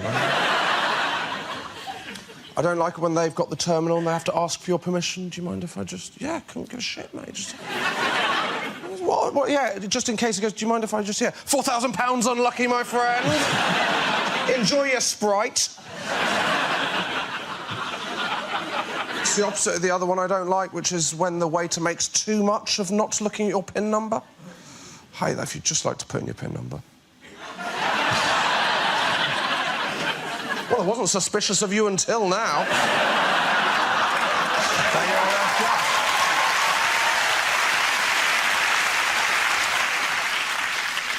OK, that leaves us with James. Let's see what you've been left with. Let's spin the wheel. And the subject is food. I'm trying to eat more healthily lately. I bought some ready-to-eat apricots this week. They say you are what you eat, which is true, because as soon as I bought the ready-to-eat apricots, I was ready to eat apricots.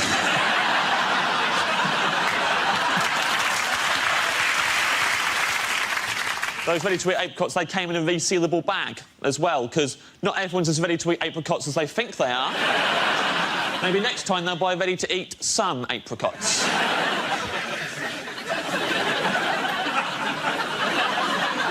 I know shitloads about bread.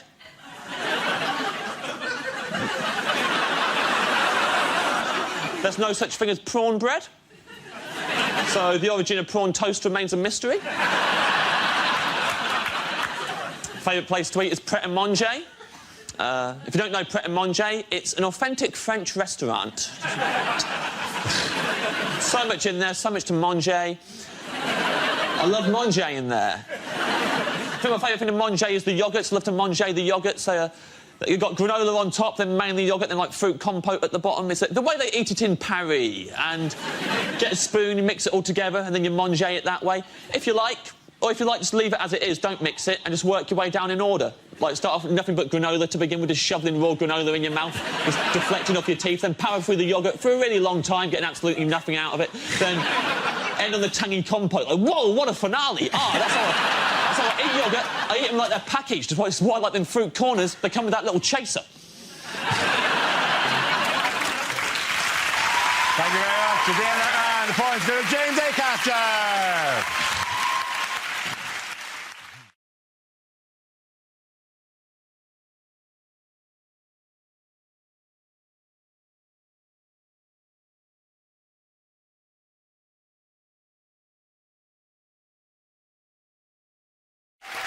This round is called If This Is the Answer, What Is the Question? On the board are 6 categories. Joe, which one would you like? Home news, please. OK, your category is home news. The answer is 10 minutes. What is the question? 10 minutes. Is that sobering up time for a budget airline pilot? Is it? How much of 2006 can Pete Doherty remember? Is it what is the life expectancy of an Iraqi greengrocer? What's the maximum length of time a man can tread water once he's been handed a hippo? Is that another no, though? No, I'm rolling. What kind of, like, you know, swimming lessons were you brought to? Yeah, you're doing good, you're doing very good. Now bring in the hippo, bring in the hippo. Is it something to do with education? Is it what do most kids think quarter of an hour is? I know the answer. It is something to do vaguely with education. Oh, it's how long are new lessons going to be? How long are some new lessons? Yeah, Mandarin specifically. Yes, it is. Absolutely. Very well done, Russell Howard. Very good. Now, the question I was looking for is how long might some lessons now last under proposed secondary school reforms? These are the radical proposals from the Qualifications and Curriculum Authority to combat pupil disaffection by revolutionising school timetables and teaching methods. Does anyone really care about pupil disaffection? Well, do you know, is there any generation that didn't have... I don't like this. Do you know, at school, I mean, working towards excellence does depend on the pupils, but we had a bloke at my school who, when they marked A-levels, he used to get A, B, C, D, E, O, F. Those were the grades, right? The first time... took his A-levels twice. The first time round... How did you get an O before the F? Well, because it was an O-level pass and then a fail. So but the first time round, he got 2 O's and an F. He retook them, he got 2 F's and an O. And he was delighted because he could spell F off with his A-level results. But it's amazing. See, that's the kind of kids you're working with. But that's all you do at school. We had a maths teacher called Mr. Winter, and he had a comb over, right? And we used to play a game called Tilt the Wig. And the aim was to get him so angry that his hair would flap down by one side. And you cannot get told off by a grown man whose hair is flapping down. It's the most fun. It's like when you go 10-pin bowling with your mates and they go and get a drink and you fiddle with their name. They come back, they bowl, they get a strike, they turn to celebrate, and above them in flashing letters it just says, "I touch kids." It's that level of giddy joy, you know? Totally oblivious to the fact that...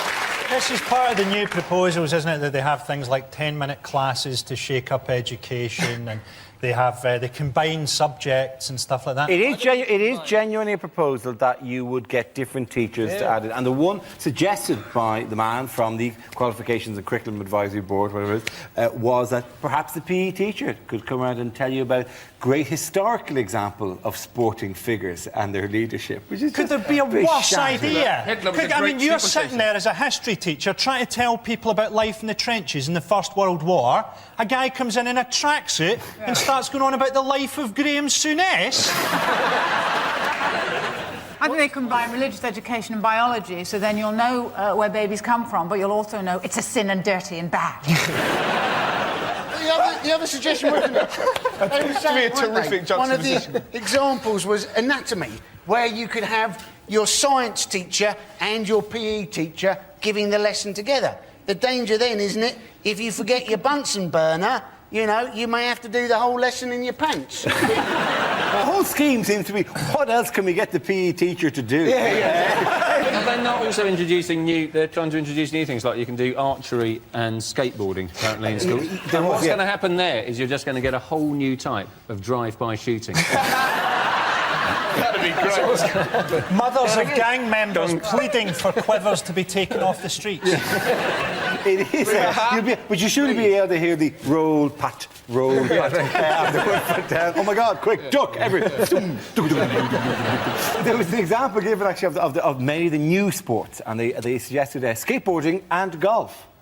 As if there's, you know, in a Venn diagram, just to bring maths into this, a Venn diagram that includes kids who skateboard and kids who play golf. There was no intersection there at all. I was thinking you were saying it was skateboarding while golfing. No. That's brilliant. That's like sort of council house polo. That's a fantastic idea, isn't it? All these new sports are because Blair thinks our kids are too fat. That way they eat too much sugar and too much salt and too much fat and stuff. And I read a really frightening thing the other day, that if you leave a fat kid in a glass of Coke overnight...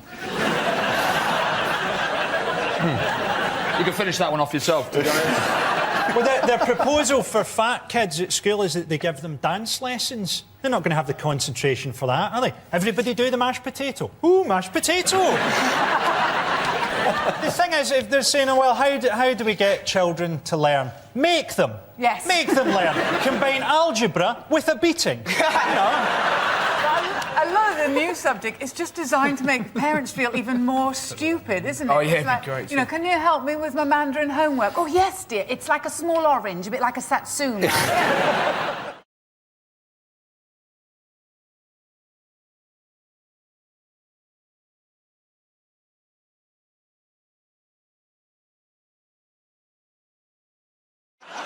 Why did one of Corbyn's shadow cabinet appointments upset farmers? Oh, it's his farming minister is a vegan.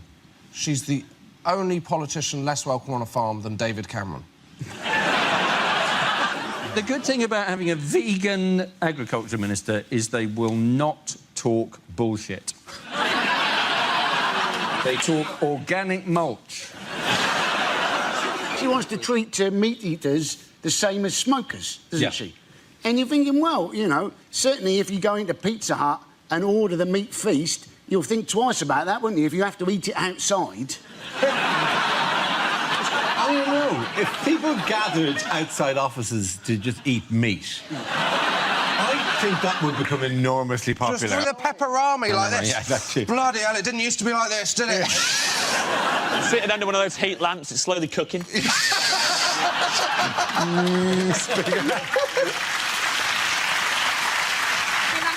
You can imagine meat eaters going away to European holidays just to come back to be like, it was amazing, you can still eat meat inside over there. But then the NHS could help with, like, wean you off with, like, a meat patch. Or you could just chew an OXO cube if you were getting, like, packs. Could you put an OXO tube into an e-cigarette and, like, and vape it? Would that...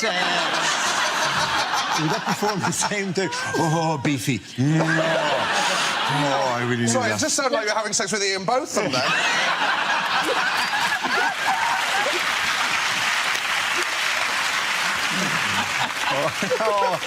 Tell him again about those long walks, beefy. I think she's got a point, though. I think meat is quite similar to smoking. I think, you know, a lot of people after sex, they like to have a cigarette. And I like to, after sex, just have a quick spit roast.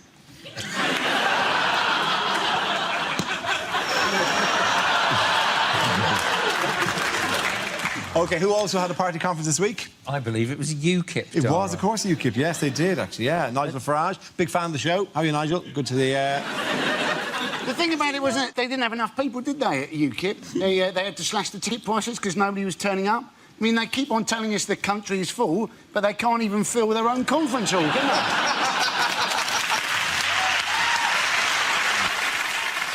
It was at Doncaster Racecourse, which is weird, given the trouble they've had with the first-past-the-post system. Why are these people paying to go and watch the UKIP conference? Do you know what I mean? If you want to watch, like, boring old men in shit clothes talk about hating foreigners, Top Gear's on Amazon soon.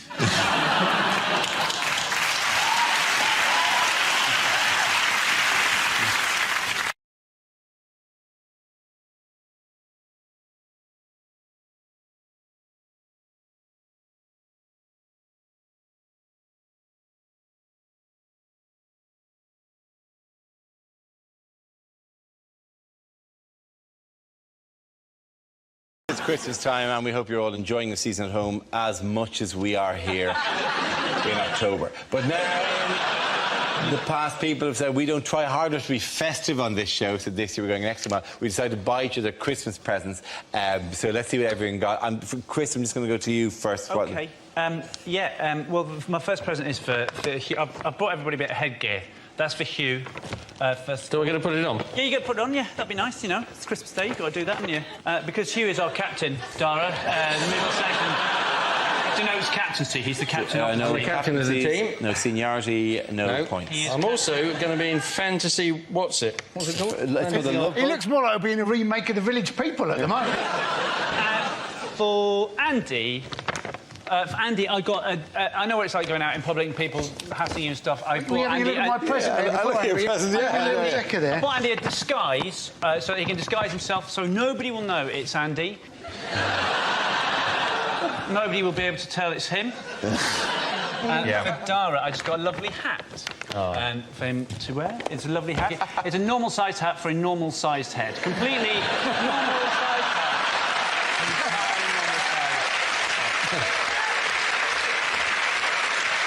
I've got a present for you that hasn't been wrapped. That's all right. I'm really sorry. It is socks. I know that's boring, but they're not ordinary socks. They're DVT socks. Because I'm very worried about how little you move around, and I don't want you... Normally, you'd have to worry about it on a long... Yeah, it'd be on a long-haul flight you'd have to worry about it, but...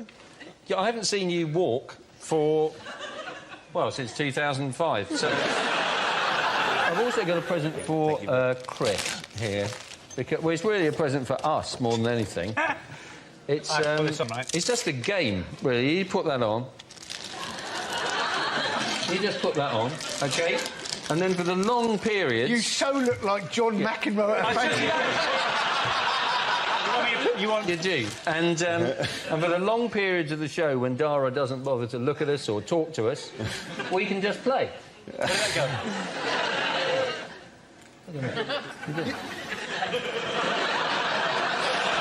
This looks like Christmas ever.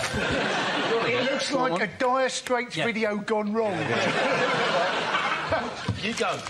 Honestly, I don't see what the problem is. Gosh, this is just like my school days, only now I'm wearing a hat. No.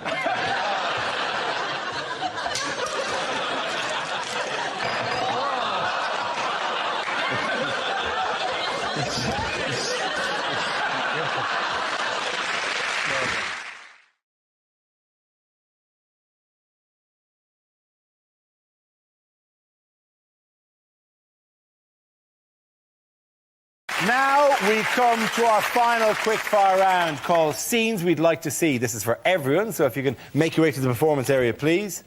I'll call out ideas for scenarios we'd love to see, and the performers come in with their suggestions. The first subject is unlikely things to hear on Comic Relief. And we'd just like to thank the donation of 160,000 turkeys from a Mr. B. Matthews. Remember, tonight isn't all about comedy. Here's Ben Elton.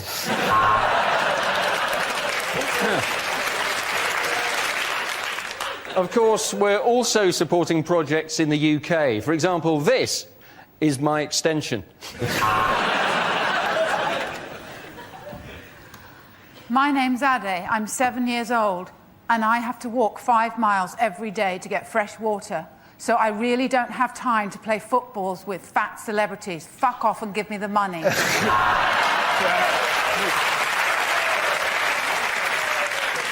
Right, here's one for you. 3 Ethiopians walk into a bar.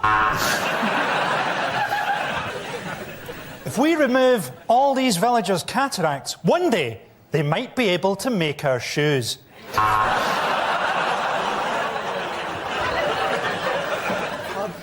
Yeah, I don't believe it either. Some of those kids are fatter than I am.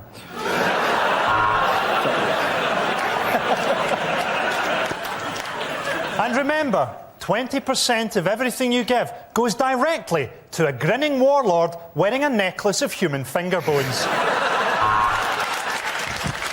This village had 1 goat until I ate it. Later, Dawn French will be climbing into a bath of beans. Not for charity, it's her supper. We're from the Maasai tribe. When are we going to get that money for that ident we did?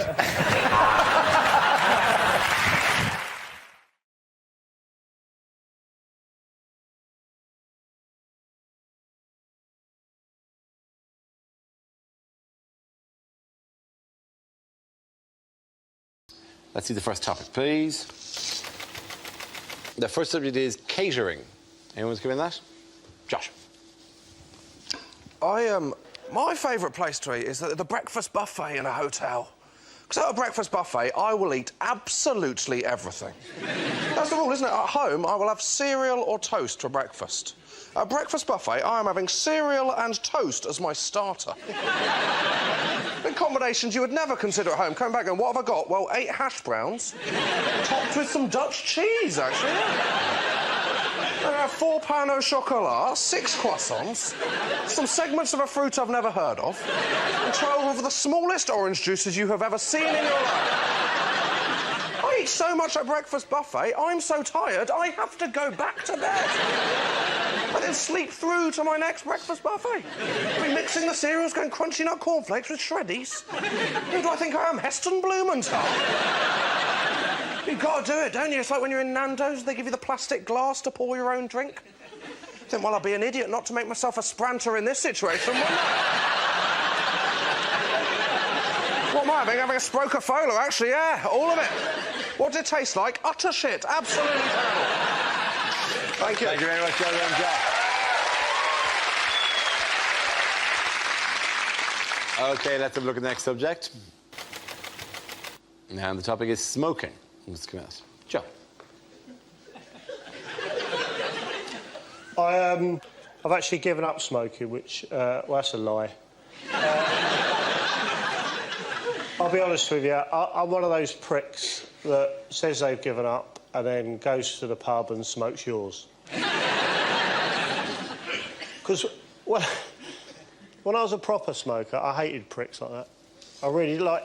You know, someone comes to you and go, have you got a spare cigarette? I go, no. Because unfortunately, I'm addicted to them. Which means I pretty much take a shine to all of them. Have you got a spare cigarette? Yeah, I do, weirdly, because I'm a 19-a-day man myself. Thanks away, you knobhead. What else, like... Warnings, they do nothing for me. Like, you know, the warnings, they're quite drastic things. They're like smoking kills. So? I've got a horrible picture and still people don't give up. And I thought, bloody hell. So I've come up with a couple of ideas, right, to get people to give up smoking. They're just ideas, right? You could either put a warning on cigarette packets that says something like, one of these fags has been up a dog's arse.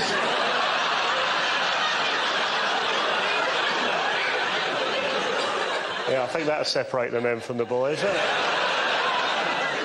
Or simply make cigarettes cock-shaped. Well done, Joe. Thank you very much.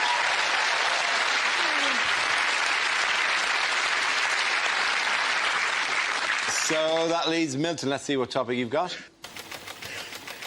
And the topic is school.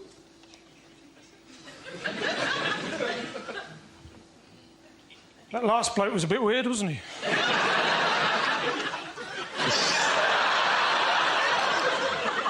Anyway, I went back to my old school the other day. First time in 30 years. I took a note.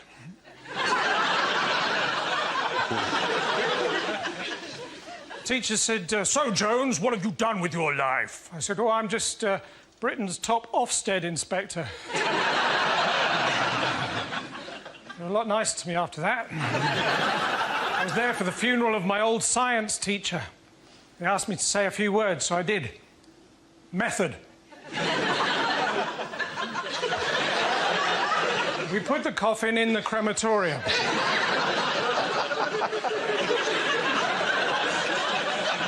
Observations. It burned with an orangey bright flame.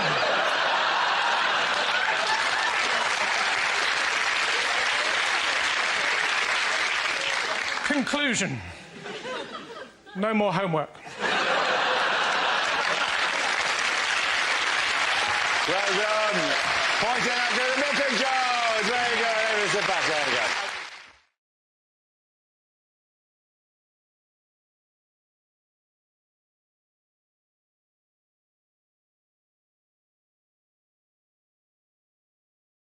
By the way, what is the fear about the NHS? It's to do with the the patenting of pharmaceuticals. Yes, so yeah, they want to extend it, make it a longer term in terms, like in line with America. And that would cause a problem because that would cost more money to the NHS in terms of purchasing. Yes. Can you ask him to explain that more coherently and lucidly? No, I think he's done absolutely fine, Hugh. Thank you, Dara. Us baldies stick together, you see. Yeah. How do you think I got the job in The Apprentice? You're fired. Ironically, baldies can't stick together at all. Just slide right around. We don't stick together by the top of our head, Ed. We don't all go, ooh, lovely, static electricity. Yes, drug costs in America, that's the fear, is that because there are certain drugs that cost, say, £2,000 in Britain, would cost £9,000 in America, right? And that's the fear. But obviously what they should do is, if they're getting them for £2,000, they should buy loads of them, then go to America and sell them for £6,000, and then fund the NHS by selling America's drugs cheaper back to Americans. Why has nobody thought of it? Corbyn keeps banging on about how we're under threat from Big Pharma. Yeah. I only just saw that written down today, so for 2 weeks I've thought he's scared of a big pharma. Off my land! Which celebrity has been out campaigning for the Lib Dems? Hugh Grant. Yes, it is Hugh Grant, yeah. Absolutely, yeah. Here is Luciana Berger. He was also out with Chuka Amuna. Just knocking on doors in a way that would be totally natural, and not in any way would you open the door and go, holy shit, that's Hugh Grant. Do you think he's sort of living his life backwards? Like this is all just a ploy to do some method research for Love Actually? He just knocked on doors until he found Martine McCutcheon's house. And he got the cards out. Yeah. I'm just a man standing... It's a different part of the... No. No, it's a different... Wait!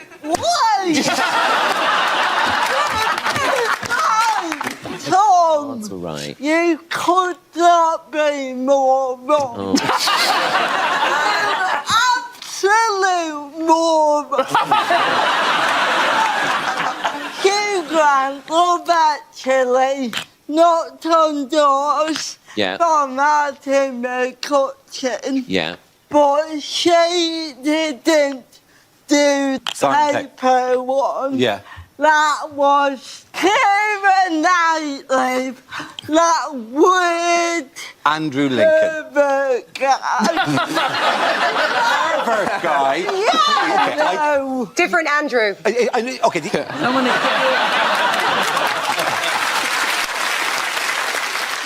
How many times do you watch Love Actually? You've been very well acquainted with it. Isn't it not on endlessly and constantly? Yeah. You don't have to watch it, Dara. You're on television constantly, and I don't watch you.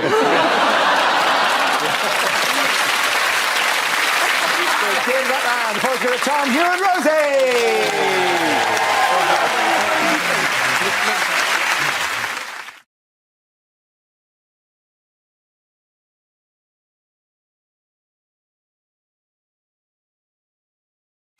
What are the policies that they mentioned?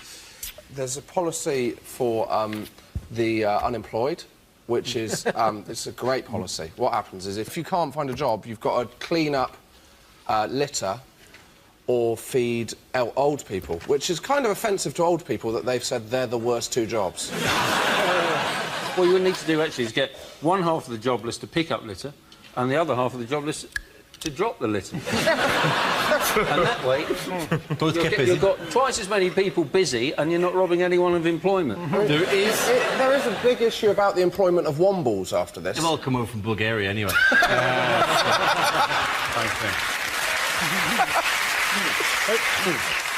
No one wants to be made unemployed. It's a horrible thing. I mean, to be handed a clock and shown the door, especially if you work for Al-Qaeda.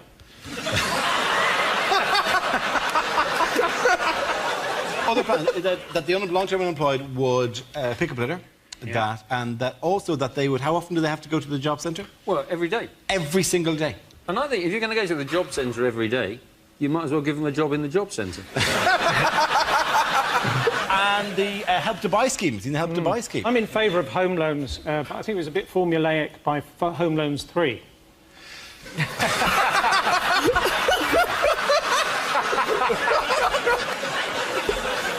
Like he was like 19 or something. It was like, we're all going off on holiday. Yeah, right, yeah, I'll see you in 2 weeks' time. The problem is I don't think most people understand all this stuff. I think if you want to appeal to people, it needs to be more simple. Like, I would probably pay a bit more attention if one of the policies was all fire alarms just start off by going, psst, your toast is just a bit burnt. And then I go, oh, right, this guy knows what he's talking about. Or if the government made plug sockets higher so you didn't have to bend over as much. Yorkshire puddings with every meal. Yes, Graham. This stuff, I just get confused. Too many numbers, too many people. I don't know what's going on. I look forward to some of you because you. Do you I thought this was Buzzcocks.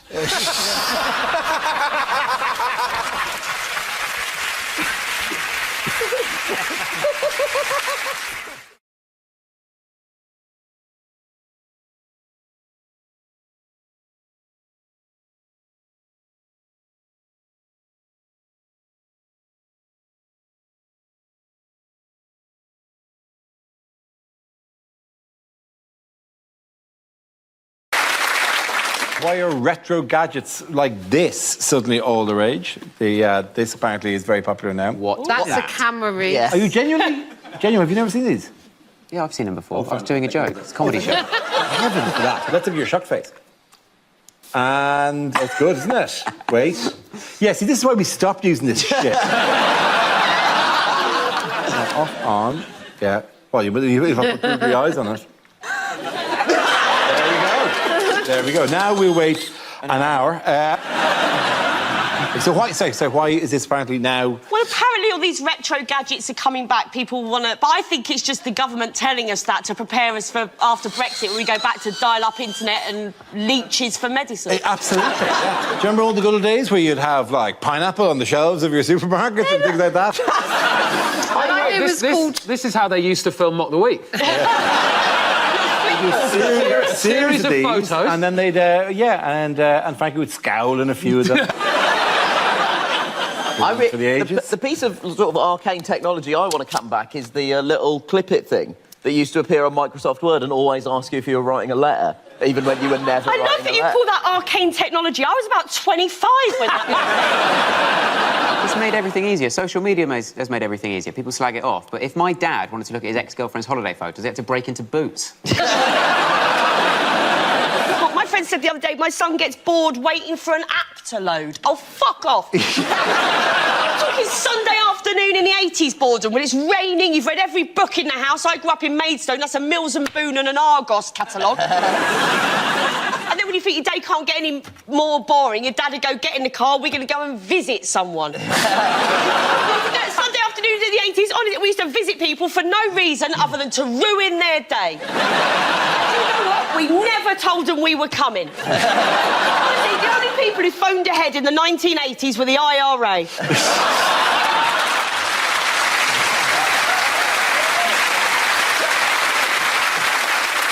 Yeah, that's what it was like. That's what the 1980s were like. There it is. That's how... Are we in there? Yeah, we've got. Dara. That looks like the photo they would use if you were embroiled in a Me Too scam. Was that the last photo before you went missing? Oh, God. All right, Jesus. Did I go missing because of the Me Too scam?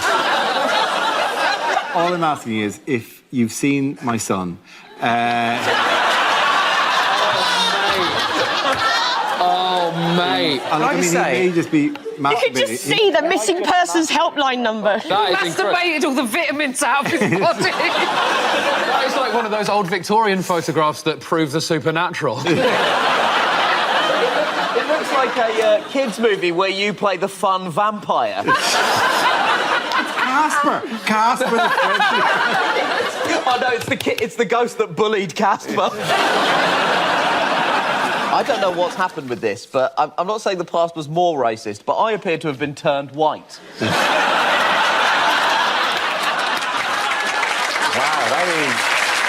that's incredible. I just say that bad news, because that is 80% of your act is now gone.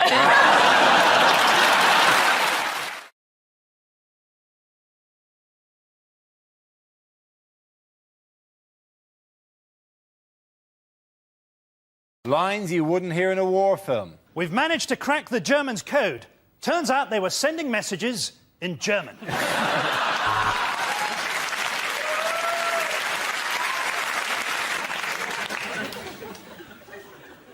Why are we speaking English?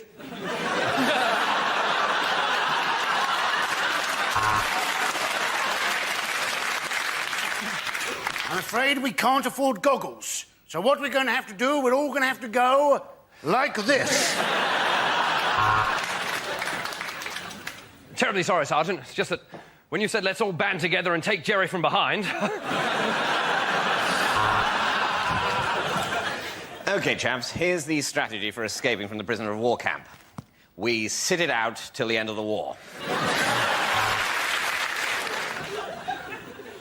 I'm saving Private Ryan. Money on his car insurance.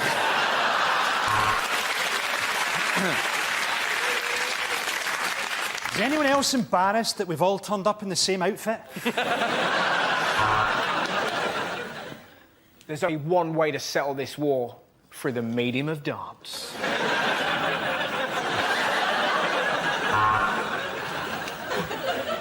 Don't worry, Tommy.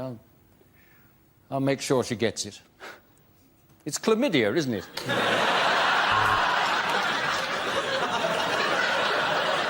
You've each been selected for this mission because you're unknown to the enemy and you each have a special skill. Professor Hawking, John Leslie, Phil Neville, the Wu-Tang Clan, Usher, the Sugar Puffs Monster, and Daniel Day-Lewis. Welcome to Operation Mindfuck! At the end of that round, the points go to Frankie, Hugh and Adam.